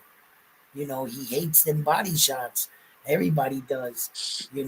So had they counted that knockdown or that unintentional low blow as a knockdown, Usyk would have never got up from that fight. For to finish that fight. Yeah. Just my opinion. Just my Yeah, opinion. yeah. As far as uh, um, Richard Hitchison, in this Matias situation, 100% he's ducking Subriel Matias. And I'm going to. Now, here's a question. Do you think he's ducking or do you think Eddie Hearn is ducking Subriel? I think both of them are ducking Subriel. I think Ed Hearns understands the monster that is Subriel Matias. I think that they got one over in Puerto Rico. They got a judge that really didn't pay attention to the grab assing that was Liam Paro. And it was amazing how much the judge allowed him to grab Subriel all night. It was really incredible. But unless you're grabbing Subriel and you have to legitimately deal with his pressure rather than trying to like grab him up and you can get a deducted point for that. So when now Subriel's team is going to be very aware of that in the locker room, they're going to inform the ref. The one thing we want you to notice is how much this guy grabs our guy. You see, so without that, Subriel's going to put a lot of damage on fighters. Okay, for one, and the reason why I know, and I'm there, there's nothing Richard Hitchison can say because it came out of his mouth. Once upon a time, when Subriel Matias was world champion, he was the number one contender. He blatantly came out and said he wasn't ready for Subriel Matias all of a sudden. Prior to that, Well, because of the IBF rehydration right, and clause. prior to that, he was like all with it. Yup, I'll fight Subriel, I'll fight anybody. But when he got close, it was like Richard Hitchison had climbed all the way to the top of the building and looked down. And then now he knew why to be scared of Subriel. He allowed someone else to defeat him, and he really dodged the bullet. Subriel, my man, you kind of fumbled the ball in Puerto Rico there, but now he's trying to get back where he needs to be. He does what is asked of him. And what I mean by that is when Subriel is trying to get back in title contender, none of the top guys no longer wanted to fight Subriel. They were acting like he had like a full-blown freaking cancer or something. They were treating him like stay away from me because he didn't have anything to offer a belt. So Subriel had to basically take whoever signed to fight him. But he was still telling the IBF, this is not my fault. And the IBF was recognizing it. That's when the IBF came in and said, okay, fight this guy for a title eliminator, you're next in line. But wait, isn't someone else this week or going to be fighting for another IBF title eliminator? To the same belt, the same promise. And this is what these organizations are doing. You know what they're going to end up doing? They're going to make those two guys fight, and they're going to make Subriel fight him for a super title eliminator to a belt that Richard Hitchison doesn't really want to defend. He wants to defend it against the lower guys first. And like remarkably, the IBF is all Johnny on the spot with everybody else. They stripped Usyk, they stripped Canelo Alvarez, they stripped a few fighters before their belts, right? They stripped Terrence Crawford. And now that it's Richard Hitchison, what the hell does Ed Hearn got with he got nudes on the IBF president? Let me ask you this: what do you think about on the undercard of Hitch, Matias and Power rematch?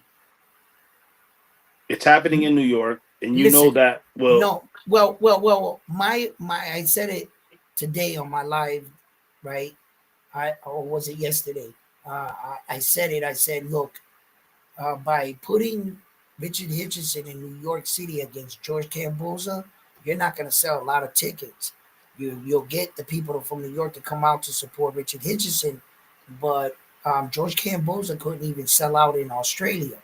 Now, if you were to change the names just slightly on that card, and you were to make Richard Hitchison versus Subriel Matias, the Puerto Ricans in New York City would show up for Subriel, and the New York dudes would show up for Richard Hitchison.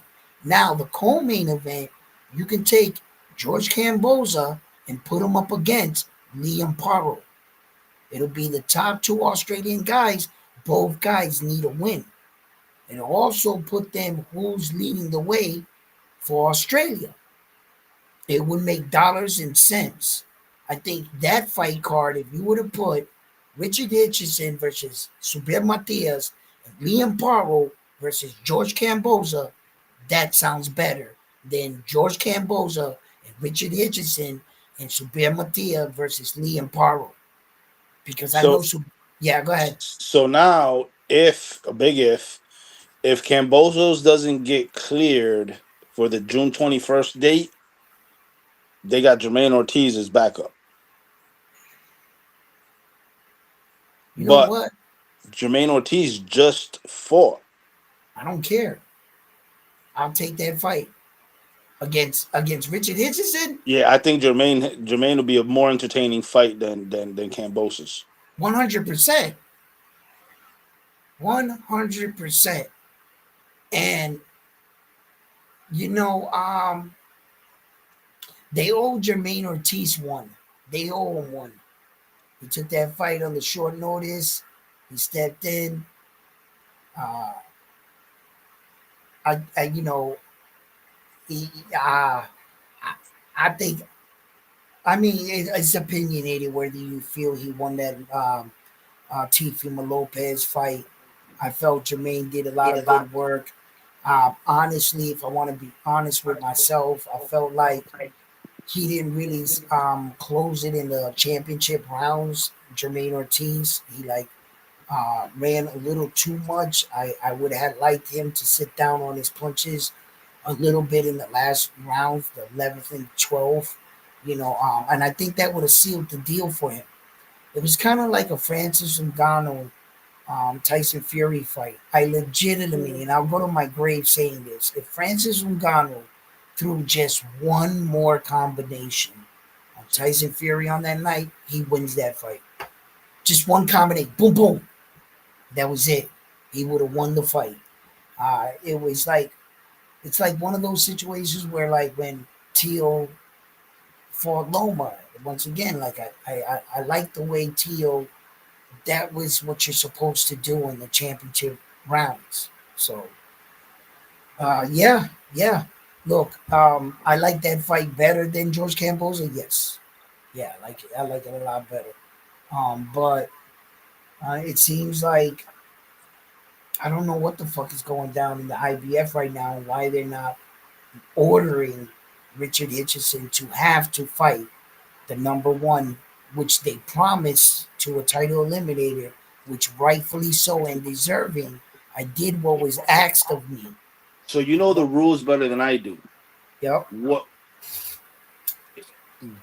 doesn't the IBF don't in their rules, don't they say you got a choice between a voluntary defense over a mandatory? Right. And I think that's the route that Hitchens is going right now. He's taking the voluntary defense against a lesser opponent. Okay. There's only one way you can do that. See, that's why I need to talk to Subriel Matias. I really do. Because the only way the champion can do that if the number one mandatory is not causing a fuss. And you allow him to do that, and you can take step aside money. Meaning Subriel can be paid step aside money and he can go fight someone else. Or if Subriel is not putting in the paperwork, then Richard Hitchinson has the right to fight anyone in the top 15 until the mandatory says he's ready. Now, coming off Subriel Matias's fight, right? I don't think he took a lot of damage. I don't think that his suspension was going to be long. So Richard Hitchinson just waiting for Subriel and the IBF being able to put this fight together would have, in my mind, wasn't going to be a very big problem. Rather than all the hard work that you guys put in to try to build George Kamboza, one, you mysteriously got his guy to pull out the original fight that we all thought George was going to lose in. So Ed Hearn must have paid him to drop out. Then you got the boys club leader to fight George Kamboza, and you obviously pulled some strings in the IBF to get him a third spot ranking where you needed him to be to disguise the fact that Richard Hitchison is fighting the number 3 ranked opponent. That's how you're going to sell the fight. You're not going to sell it just off George's name because his name is not good enough. You need that number 3 ranking. So all the work they put in to put George where he was, rather than just, you see? So yeah, I think they're holding Kambozo's hype to the fact that he beat Tio. Yeah. And that's all they got for him. You know what I'm saying? Because outside of that, his resume is ass. Yeah. So why would you pull so many strings for George Kamboza? He's not your fighter. He's not the guy you're going to promote. He's the sacrificial lamb in this situation. They're going to sacrifice George Kamboza to Richard Hitchison to justify a title defense for Richard Hitchison, which is understandable. It's kind of like what Sebastian Fedora did. It's kind of like what Brian Norman Jr. is doing. It's kind of like what all number 1 champions, they win the belt, and then when they're around other champions, they start to realize the champions really don't respect you as a full champion yet. Why? Okay, it's one thing to win it, but it's another thing to defend it. The minute you win a belt and defend a belt, that's it. The ceremony's complete. Under the eyes of all world champions, you have solidified yourself as a world champion. Okay? So once they get in these situations, it seems like they're aware of these little traditions. Just like when you beat a guy for his belts, you're supposed to take a picture in the ring with them, go back to the locker room and give him back his belts because they're gonna mail you new ones. And those are little rituals in boxing that are behind the scenes that once you become a champion, now you're in the championship club, you know what is expected of you. And that's why I think a lot of these champions like back out of those first big fights because they're like, slow down, kid. Why do you have to just jump into the worstest fight possible in your first title defense? Let's try to like defend the belt first, then fight a tough fight type shit. So sometimes it's hard to guess when fighters are doing that. But in Richard Hitchison's case, the reason why I don't give him that credit is because this is the 3rd time he's avoided Subriel Matias. I don't think Matias got step aside money. No, I don't think so neither. So that's why I need to like talk to Subriel and be like, yo, Subriel, ¿qué está pasando?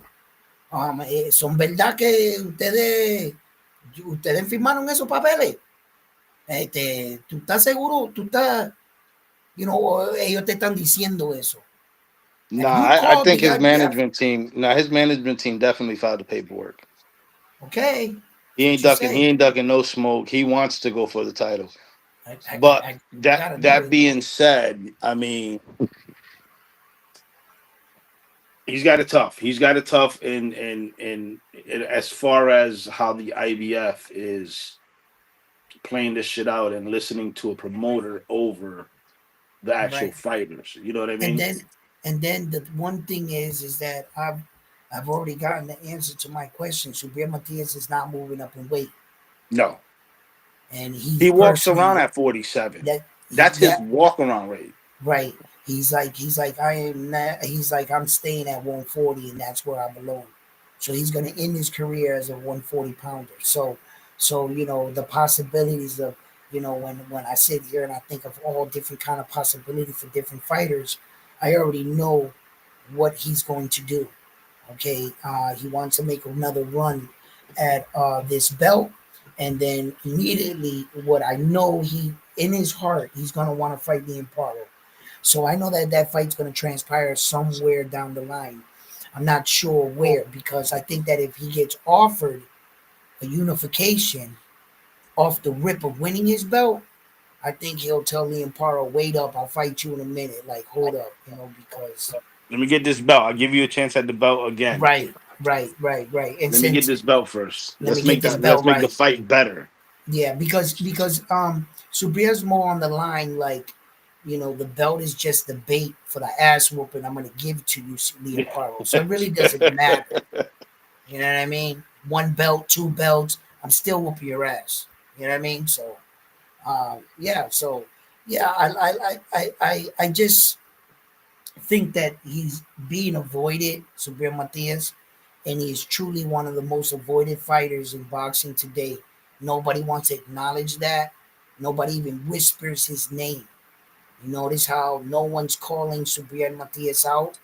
Nobody's standing on business, 10 toes down, talking about, yo, Subriel, what's up? What you want to do? Now, let me show me that video. I give Barbosa and Gary Antoine Russell. I give them credit because they have mentioned that they will fight. Now that's just a mention, but so you're gonna give them credit of being in Teofimo Lopez's category. No. What I'm saying is Teofimo never mentioned Subriel. He was in negotiation with him. No, that's because the people and the podcasters that interview him always bring up Subriel. Right. On the contrary, with Barbosa and with Gary Antoine Russell in interviews, they're the ones that bring up Subriel's name. You get what I'm saying? Yeah. But it's just like Bill Haney with that bullshit that he pulled when he said that he contacted Peter Khan to fight the Boogeyman, and Peter Khan's not even affiliated with Matias's team at all. Right. You know what I'm saying? That's Sandra Zaya's promoter and shit like that. So, you know, and we called the Boogeyman and he turned it down or whatever. It's, you know, Bill Haney is full of shit. You already know that. Pero nah, listen. So back to Top Rank. Shushu Carrington.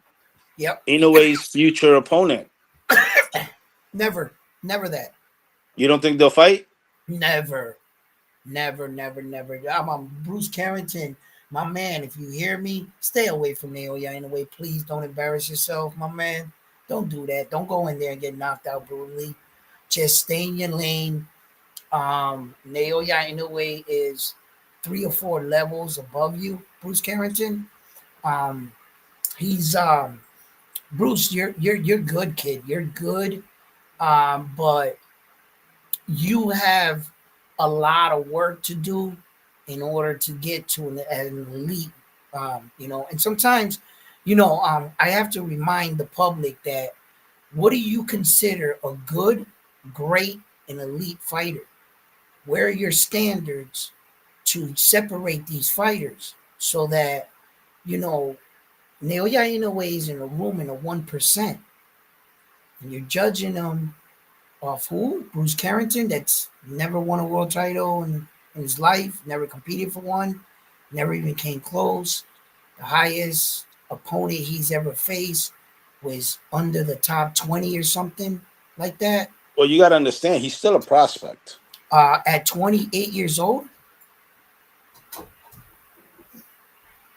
Yeah. Okay, he started late though, right? He's or not. no? Yeah. Well, I'm sorry. Unfortunately, I'm being brutally honest. It's not like he's a puppy and he was growing and he's a prospect coming up, and I say he's gonna get better. Kid, if you're this old here, you're not gonna know this is who you are as a fighter, my man. You are levels under Naoya Inoue. I'm on Bruce Carrington. I'm not sure you beat Stephen Kubo Fulton. And Naoya Inoue brutalized that man. Stephen Kubo Fulton didn't win one round against Naoya Inoue, and I think Stephen Kubo Fulton would take you to school, kid. There's too many fighters. There's no way you could tell me that even Donaire in his old ass age right now would give Bruce Carrington a great fight. That monster chick hook that Filipino guy got is nasty. Shit, I'll put him in the ring with Marlon Tapales.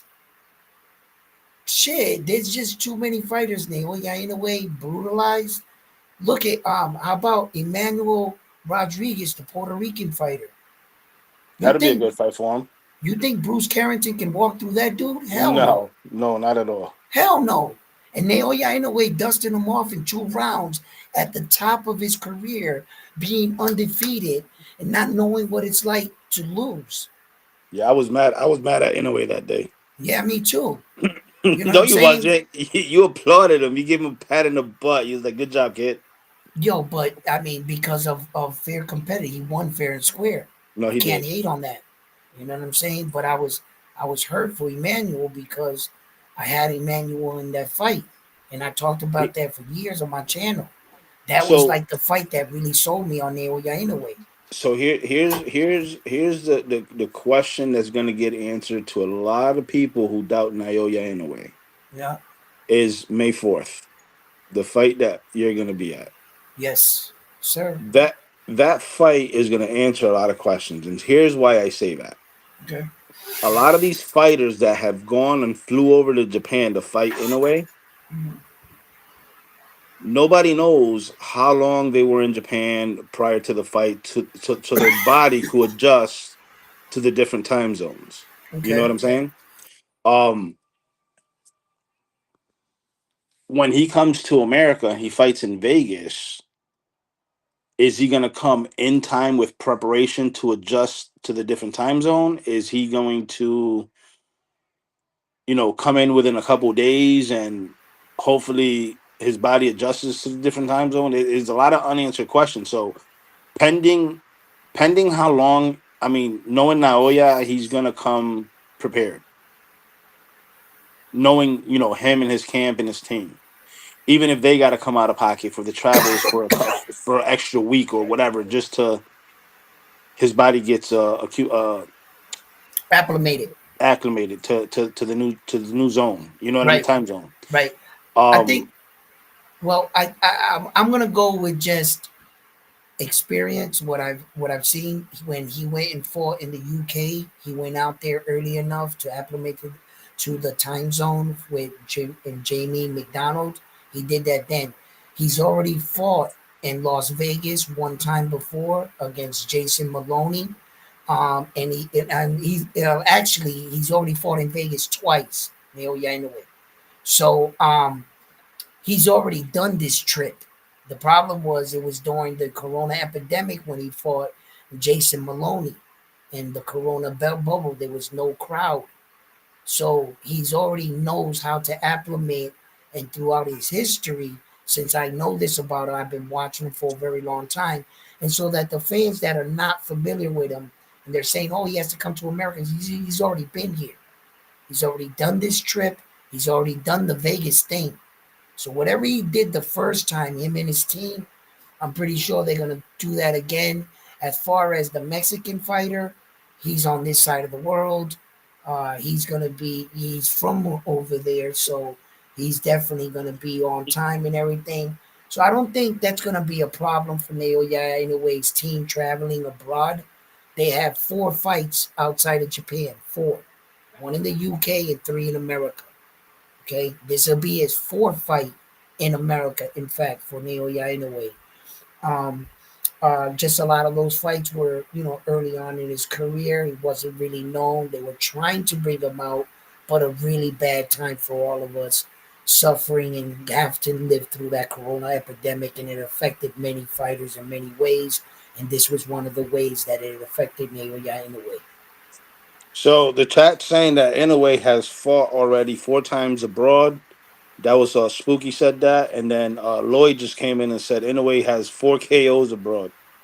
Yes, every time he left, yes, that is true. In fact, too, he left Japan. Every fight outside of Japan, he's brutally knocked out everybody. Yeah, that's yeah. So I mean, And this then is and then Lloyd put the emphasis on. He's like, "Fuck, they mean." yeah, What yeah. about what about the Yep. 2 chicks, Michaela Meyer and Sandy Ryan rematch? Well, I kind of see it being like uh a good fight. Yeah, I'm flip flopping. What do you think? I'm going back and forth. Ever since I I heard mean, that fight announced in my head, I'm so just if I'm not mistaken, their first fight was a majority decision, or was it a majority decision? I think it was a majority decision. Um, so that being said, first of all, that means it was a controversial win. You get what okay. I'm First saying? of all, do you feel the right person won in the first fight? Let's just start there. Do you feel like the right person in the first one? You know, I'll be honest with you. I didn't watch the fight, and it's like with all that, like I wasn't focused on that fight. It wasn't like yeah, I'm not a big fan of Michaela. It is what it is. yeah. So I wasn't. It's kind I of didn't like really. accepting. What's her name there? She just got signed to Alicia Baumgartner. yeah. You know where I was going. It's kind of like her. It's in a way I want to like her, but she has a lot of controversy behind her, and then I think a part of me, I'm not sure how I like her shorts and shit with her G-string little thing and showing her ass. A part of me like I get it, sex sells, but to respect women, like Not in a professional event. yeah, no, well. It depends how they professional vet, but there was a lot of women that wanted to be not looked at as sex symbols. They wanted to be looked at as warriors. Right. It's hard to like pay attention and to your skills when your tits are all pressed up like this and your ass is poking out every time you throw a punch.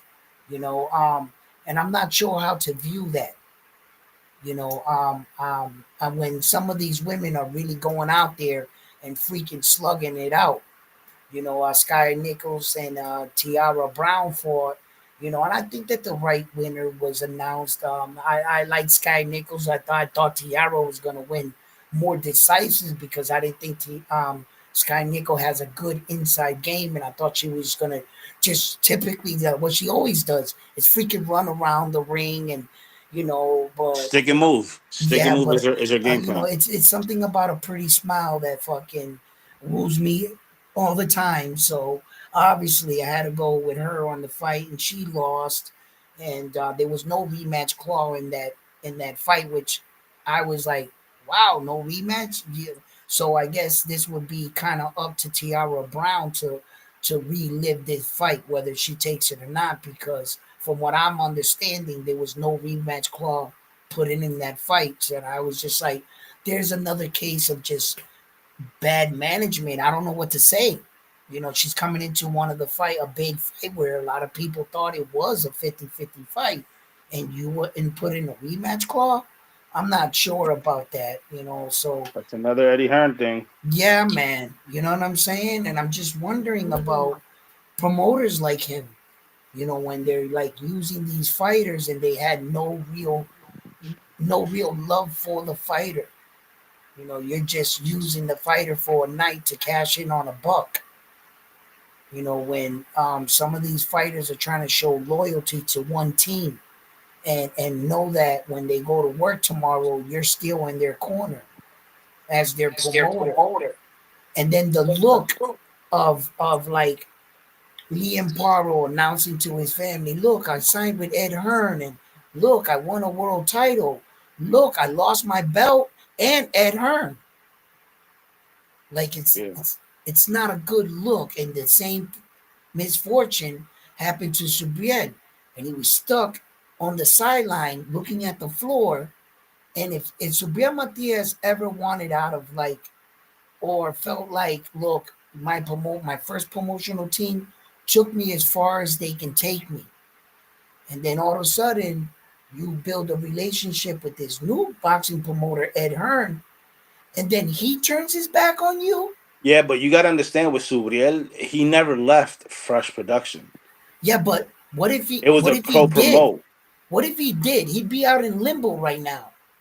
Well, he'll be out in limbo with Eddie Hearn, of course, but he's got choices out there if he decides to step out. He's not gonna do it though. He's too loyal to Fresh Production. His loyalty stands with Yeah.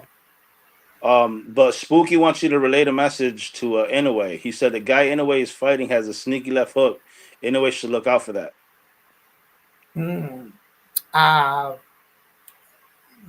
Listen, I think Naoya Inoue's team is very aware, and I hope they hear your message.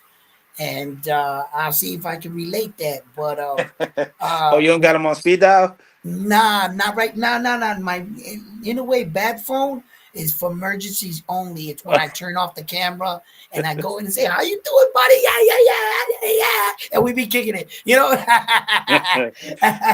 No. So check it out, right? I wish we was kicking it, and not unless I took a Japanese course real fast and learned the ways of the lingo. But nah.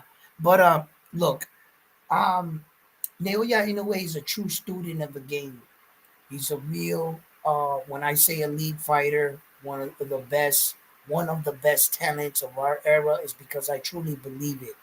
What separates him from a lot of boxers is his ability to understand another fighter's movements. You see, in the boxing ring, a coach can teach you how to throw a jab. And what he teaches you is how to throw it repetitiously where that it becomes just not a thought. You just react and you throw it with perfect form and good power. But that's really what the coach can teach you. He teaches you all these ways to throw punches at the hardest form to keep yourself in position, perfectly balanced, and it's up to you on fight night to put it all together as a fighter. How you fight, typically it really works like this. Your coach trains you, you go out and you surprise him. Your coach looks at you and goes, "Wow, you look way better. You fight better in the gym and the ring than you do in the gym." You and your coach start to establish a relationship that way. Naoya Inoue and his father are very smart. If you hit Naoya Inoue with that shot, Luis Panteronari hit him with that shot that dropped him. Did he ever land that punch again? No, they made the proper adjustments. Right. You're not going to hit the elite ones. Not Floyd. If you hit him with that shot, good luck. You're going to have to invent another way to hit him in the moment. See, that's what makes an elite fighter. A good fighter will have you read between 6, 7, and 8. He figured you out. A great fighter between 5, 6, 7. An elite fighter in the moment. You make too many wrong moves in front of an elite fighter, he's gonna make you pay for that. And Naoya in a way figures things out about you right then and there. I remember when Marlon Tapales switched it up every round. He came up with a different style to try to throw off because he knew that Naoya Inoue would get a beat on him real fast. Naoya Inoue, from the first round, he's a fast starter. And in the first 10 seconds of the fight, if you're not doing nothing, he's going to help you out with that. That first step off Naoya Inoue's burst, he closes the distance so fast, so strong, and so powerful that all of a sudden he's got you thinking, wait a minute, I need to survive a little. Then all of a sudden you completely forgot what the hell you and your coach worked on in this fighting. All of a sudden you're just momentary amnesia. you're all of a sudden you're just like, what the and you find yourself trying to survive. And if you're lucky to hear the bell, you're like, bing, and you're like, what the hell was just that? Legitimately, you're trying to will yourself in the corner, I can imagine. Listen, that had to be frightening for Stephen Kubo Fulton, being the best 122-pounder, and you get the news that this guy wants to come up from 118 to fight you, the smaller guy. He comes up to fight you. There's no way. I'm undefeated. I don't got one belt. I got two. Coming into our fight, Stephen Kubo Fulton was the world champion, the unified world champion. And Naoya Inoue was nothing but a challenger moving up from 118. He had vacated all 4 of his belts. That was not supposed to happen. Meaning, for all your efforts, Stephen Kubo Fulton, for all your efforts, right? You didn't win one round? You legitimately didn't win 10 seconds, 20 seconds of a round. So that was a really dominant performance by Naoya Inoue. It was a really dominant performance. Chancletazos incoming. Chancletazos, bro. They own me, son. Yo, and then the last fight, Brian Norman Jr. versus Derek Cuevas. After watching the highlights on both, it's gonna be a real good competitive fight. I think that Brian Norman Jr. Knows and understands. They're gonna be studying Cuevas, man. The one thing that I worry about in the fight is the slow start. I think it's gonna be the difference in the fight. And I think that Brian Norman Jr. He I expect to see a better version of the fighter the next time I see him. So I'm really expecting to see a more confident champion like Brian Norman Jr. And Cuevas is going to, this is his opportunity. This is what we talk about in the sport of boxing. This is what we talk about rising to the occasion, and really living out your Rocky experience. You know what I'm saying? So, anything can happen. Anything can happen. So, yeah, I think that I'm gonna rock with Cuevas on this fight. I'm gonna go with Cuevas. I'm gonna go with the underdog on the fight. I'm gonna go with the upset. Yeah, sometimes I like to go with the underdog. I was gonna go against the grain, so to speak. Now you're gonna do a Bam Bam pick and a UD or no. I'm gonna make a ballsy pick. I'm gonna make a real ballsy pick, and I'm gonna say that Cuevas really turns the fight around in the late rounds. It's gonna be somewhere around 10-11. And I'm going to go for the crazy stoppage. And if I'm going to take it, I'm going to take it late. So I'm going to say 10th round. Damn, it's subject to change, or? It might be subject to change. But anyway, listen, fight fans, I got to wrap this one up. You know what I mean? You got your cup of milk waiting for you. Oh, my goodness, bro. She wants me to go over here and squeeze her butt. Listen, guys, fight fans, I loved all you guys. Thank you for all your comments. Look, That Brian Norman Jr. fight is a tough one.